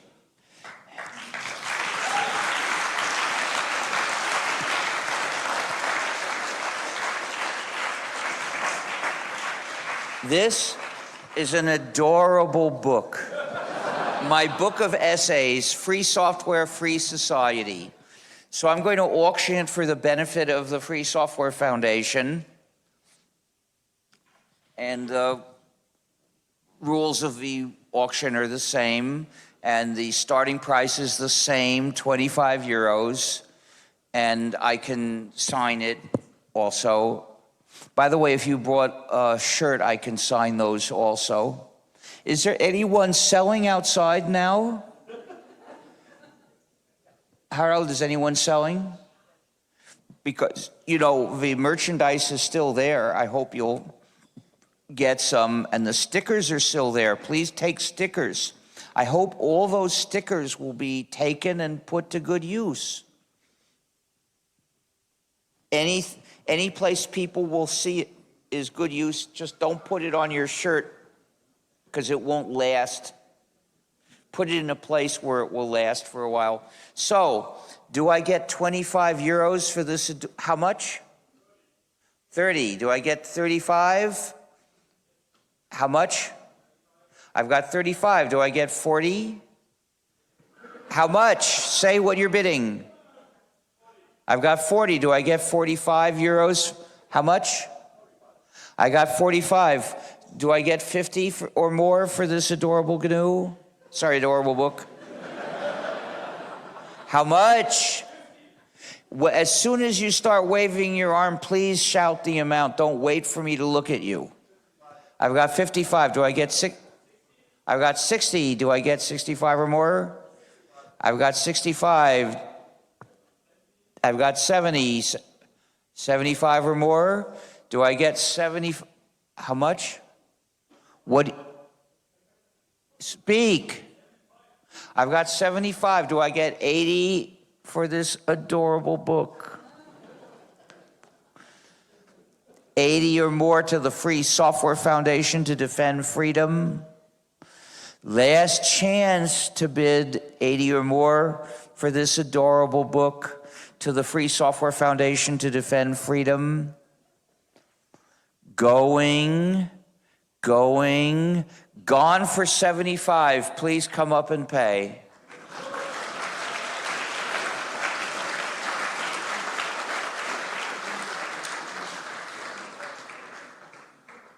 I'll be ready to sign it when the questions roll.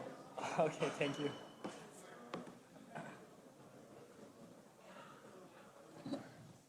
Now it's time for questions.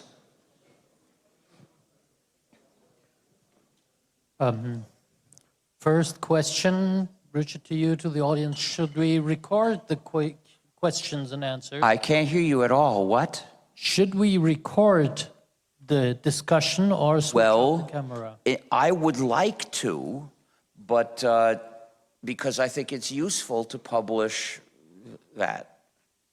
So we can make a compromise. I suggest that those of you who have questions, please line up at that microphone and ask your line up in advance. That way, the system works efficiently and fairly. It's fairer because you don't have to wait to be recognized. You get in the line, you get your turn. Okay, I'm not very experienced as far as data collecting or prevention of data collecting is concerned. So I've just got a question of maybe minor importance, and that is, you said that the mobile phone spy on us. So the simple question is, how can I prevent my mobile phone from spying on me? You can't. No.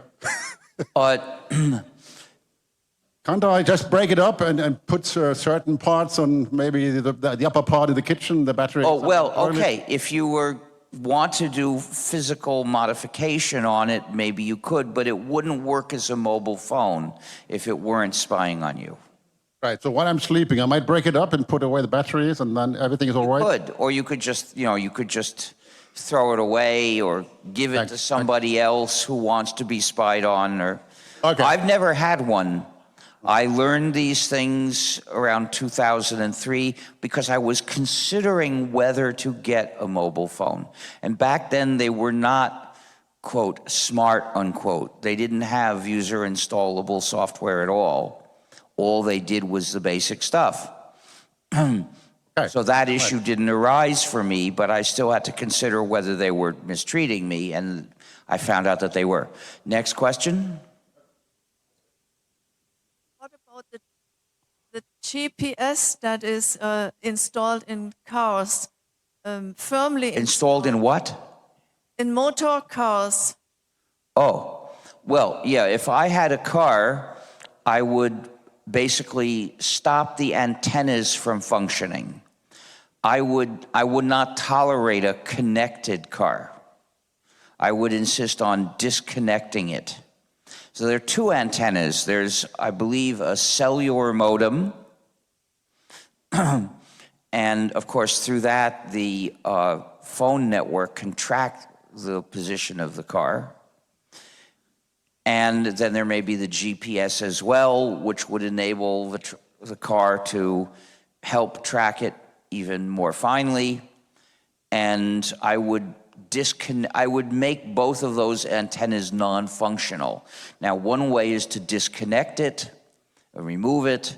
Another way might be to wrap it in aluminum foil, because these are radio communications, and metals do not allow radio waves to go through them, because metals are conductors.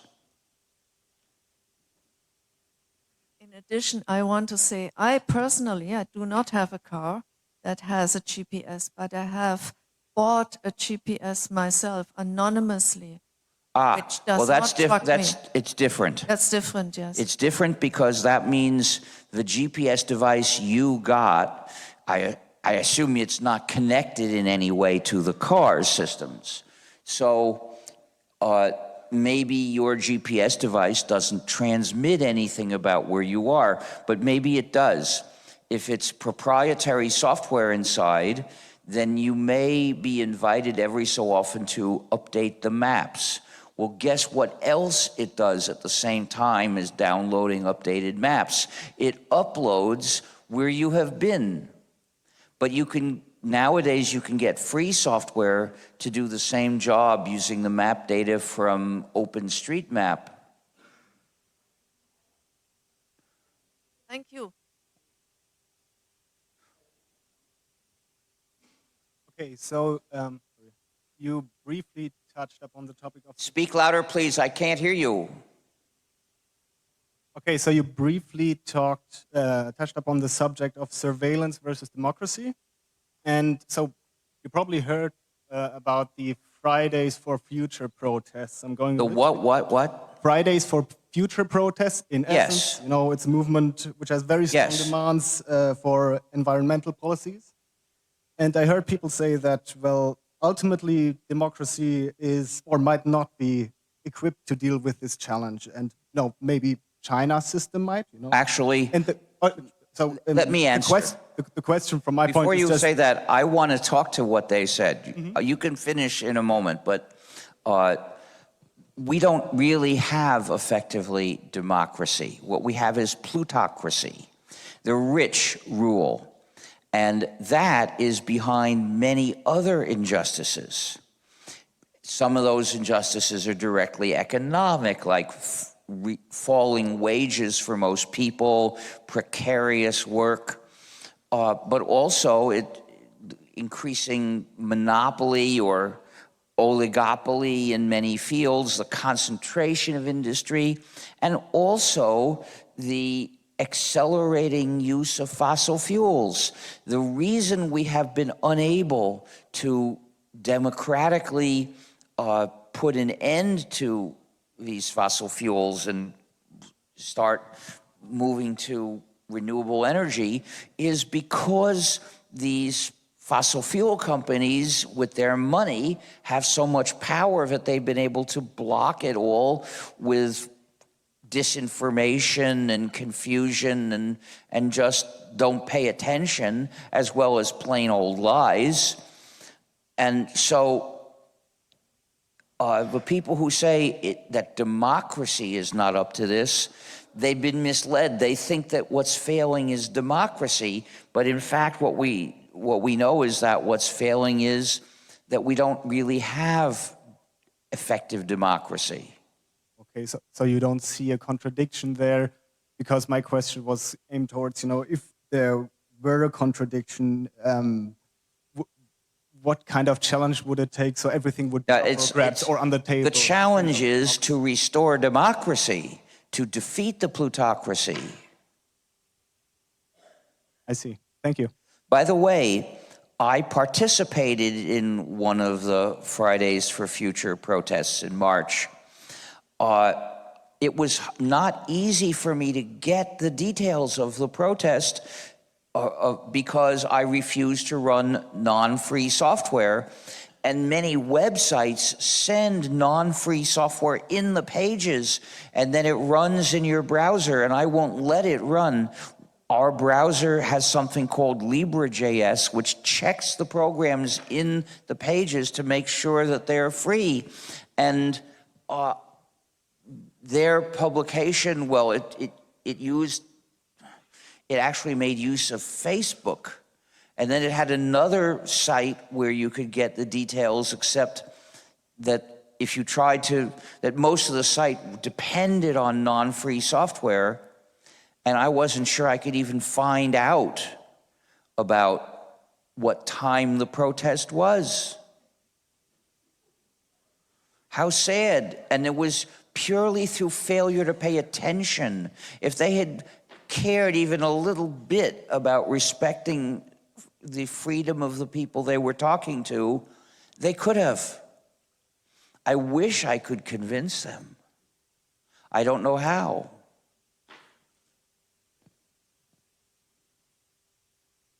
Hi, thank you for the great talk, and I'm also happy to personally thank you for all the great work that has been done with the Free Software Foundation. I'm more concerned about the work that remains to be done, actually. Yes, exactly. Please get to your question. That's my question.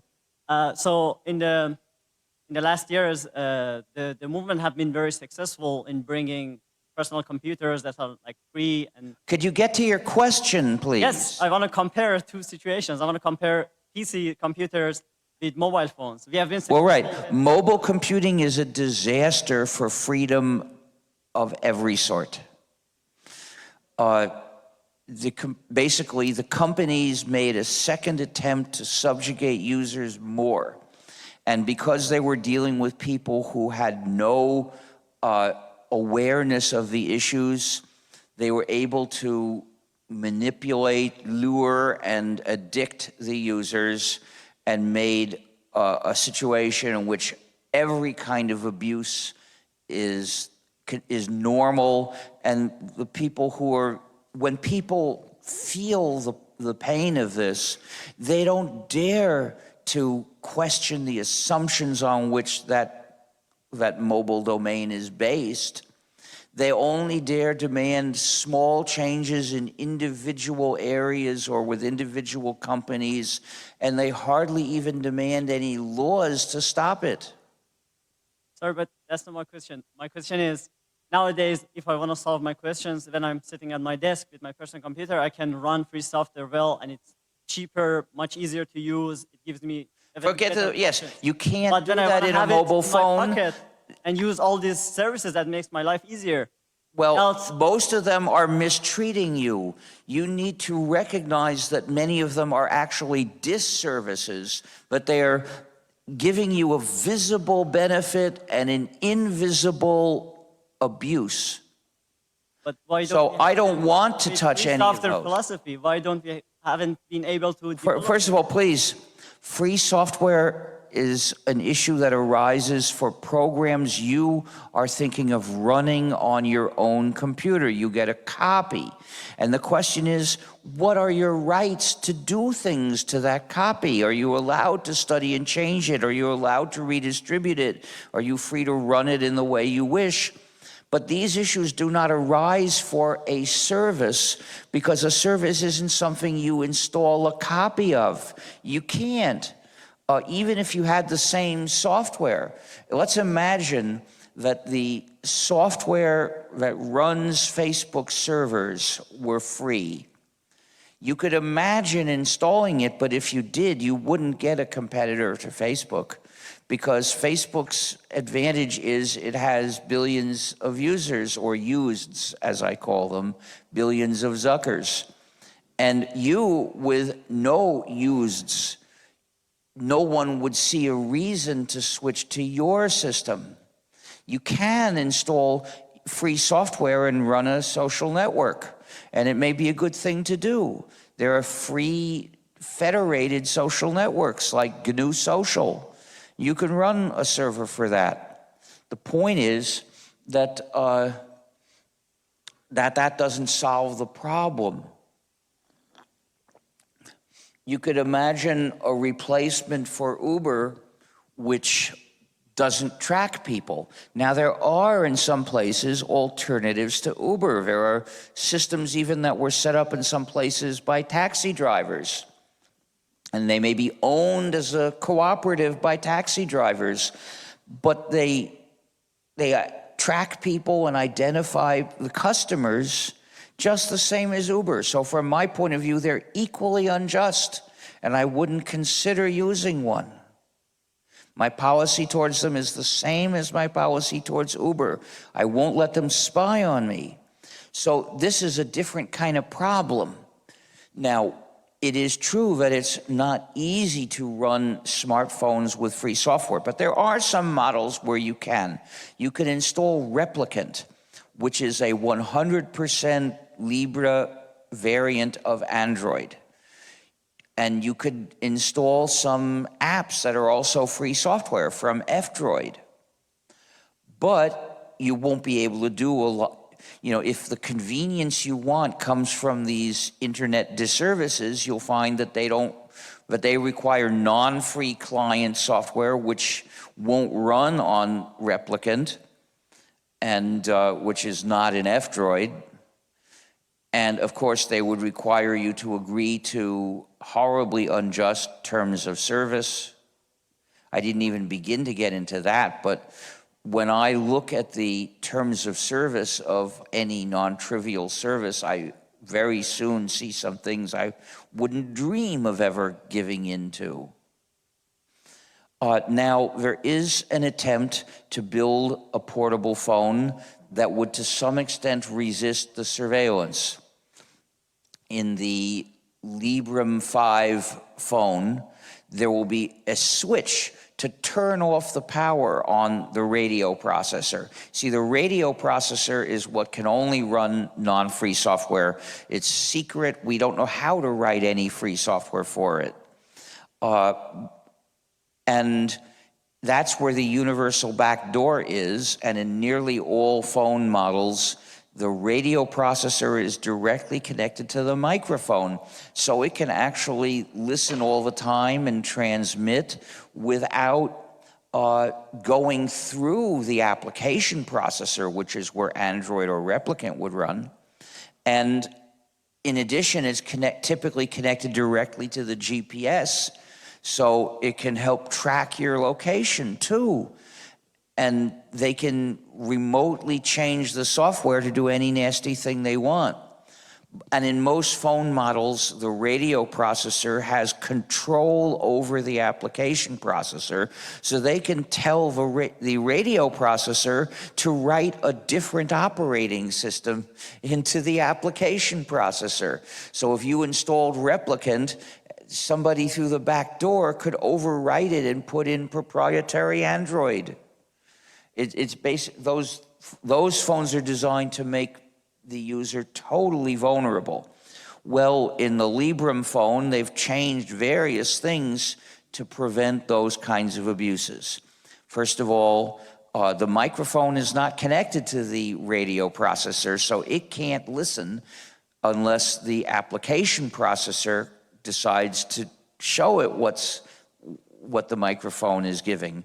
And the application processor in that phone is running only free software, and the radio processor can't write new software into the application processor. The hardware is designed so that that is not possible. So basically, they've designed to protect the application processor and the microphone and the GPS by having them run by free software exclusively. But there's still the back door in the radio processor, but they can't make it listen because the radio processor can't talk to the microphone directly. So they get rid of a lot of the nastiness of most mobile phones. But the thing they can't get rid of is that it can track your location.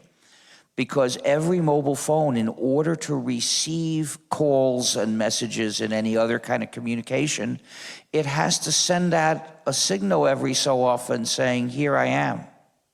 And that's how the phone network knows which tower needs to talk to it. But that also means they know they can triangulate, they can determine where you are. And there's just no way you can fix that in the phone. So basically, the designer of the Librem phone has done as much as one can do in the phone itself. Beyond that, well, you'd have to somehow change the network. So I've been thinking about, would I be willing to carry such a thing? And I have an idea for a way maybe it would be okay. If I can, because in that phone, you can just switch off the power for the radio processor, and then it's not going to send any kind of signal. And so if I carry a one-way pager, then people who are trying to reach me could page me, and I would get the page, but a one-way pager doesn't say where you are. The system doesn't know where you are. It just broadcasts, and you get the message. So people could say, well, I'd like to talk with you about such and such. And I could judge when to turn on the radio communication and communicate. And that way, at least, it wouldn't be revealing my location all the time. So you agree? I think we are on the same page, and I know all these great efforts. Right now, for people using this, we know that there is a lot of sacrifice to be done. What I'm asking is, what is this Free Software Foundation strategy to tackle this? Well, we don't have one, and the reason is we're a small organization. We don't have an army of volunteers, and we can't hire an army of staff. So basically, the amount we can do in any year is limited. We can't make, it would be absurd for us to make a many-year strategy and expect to carry it out, because during that time, things would change in ways we can't anticipate. That will surprise us. So what we try to do is things that will improve the situation somehow. That's the most that would be feasible for us to do. If you become a member of the FSF, enough new members, we could hire another person. Thank you. But aside from that, if you do work as a volunteer, you'll be advancing freedom one way or another. So look at gnu.org/help. I'm doing Next that. question. I'm an active member. Just Oh, thank you. what's the? But I'd like to move on to the next question, which will be the last one. Well, okay, you too. That's all. How can you and I and maybe we not getting depressed seeing all this injustice? I can't understand at all. I'm sorry. I heard, but I couldn't make sense of it. Perhaps I can repeat it, yes. Okay. How can you and I and maybe we not getting depressed by seeing all this injustice? Oh, well, you see, I know that we have advanced quite a bit, that our situation for digital freedom is a lot better than it would have been if there were no free software movement. And our hopes of having a free society depend on this. So we've got to do the best we can. Giving up won't solve anything.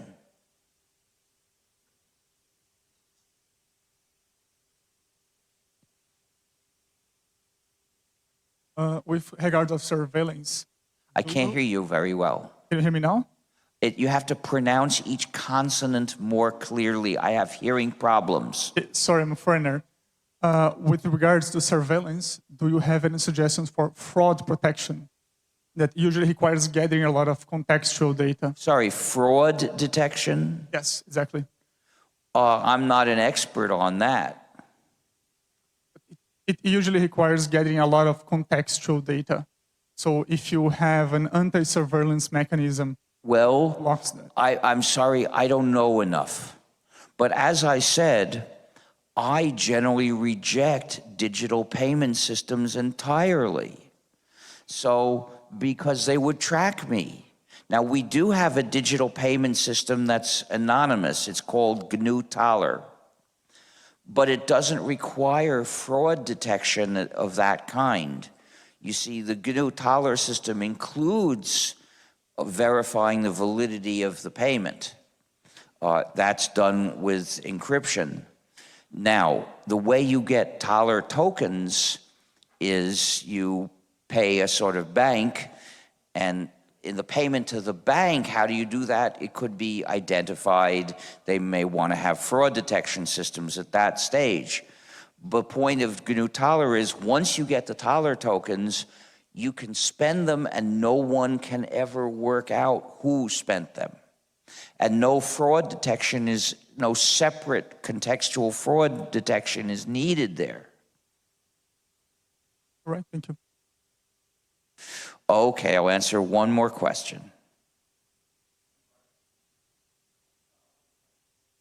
I just wanted to ask a question about maybe a contradiction of free software. What do you do to prevent that free software is used by other people to build software that maybe is run to make surveillance or stuff like that? We can't stop that, and it would be ineffective. That's not a useful place to intervene.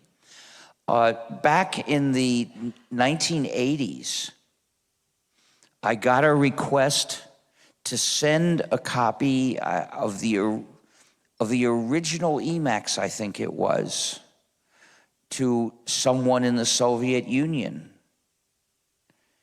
And I can't remember now whether I decided to do it or not.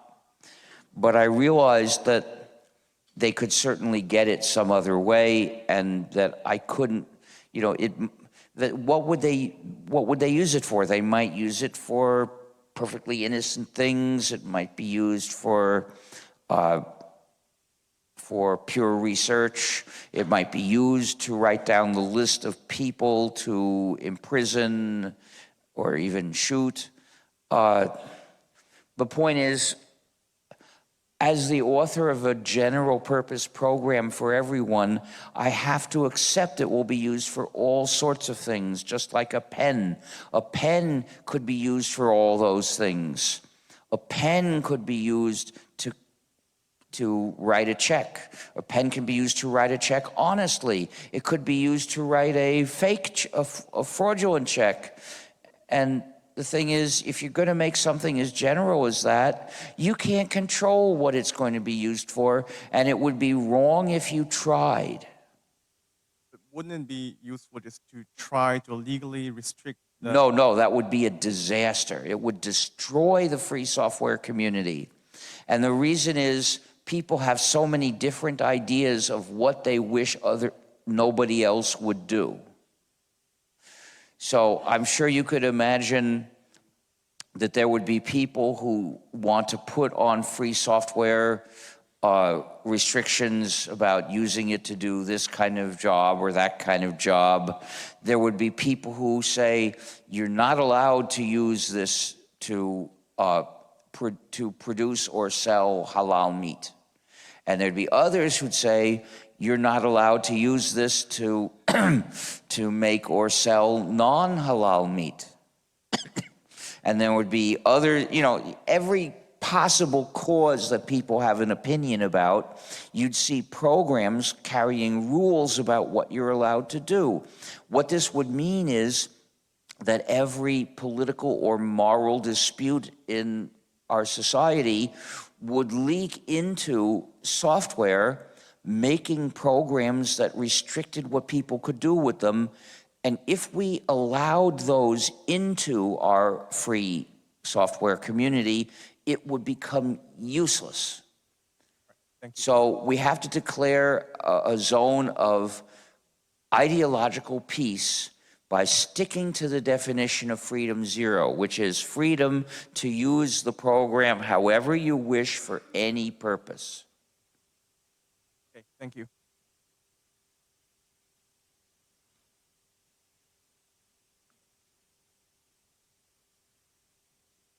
Well, I'm glad we're done because it's just after 10.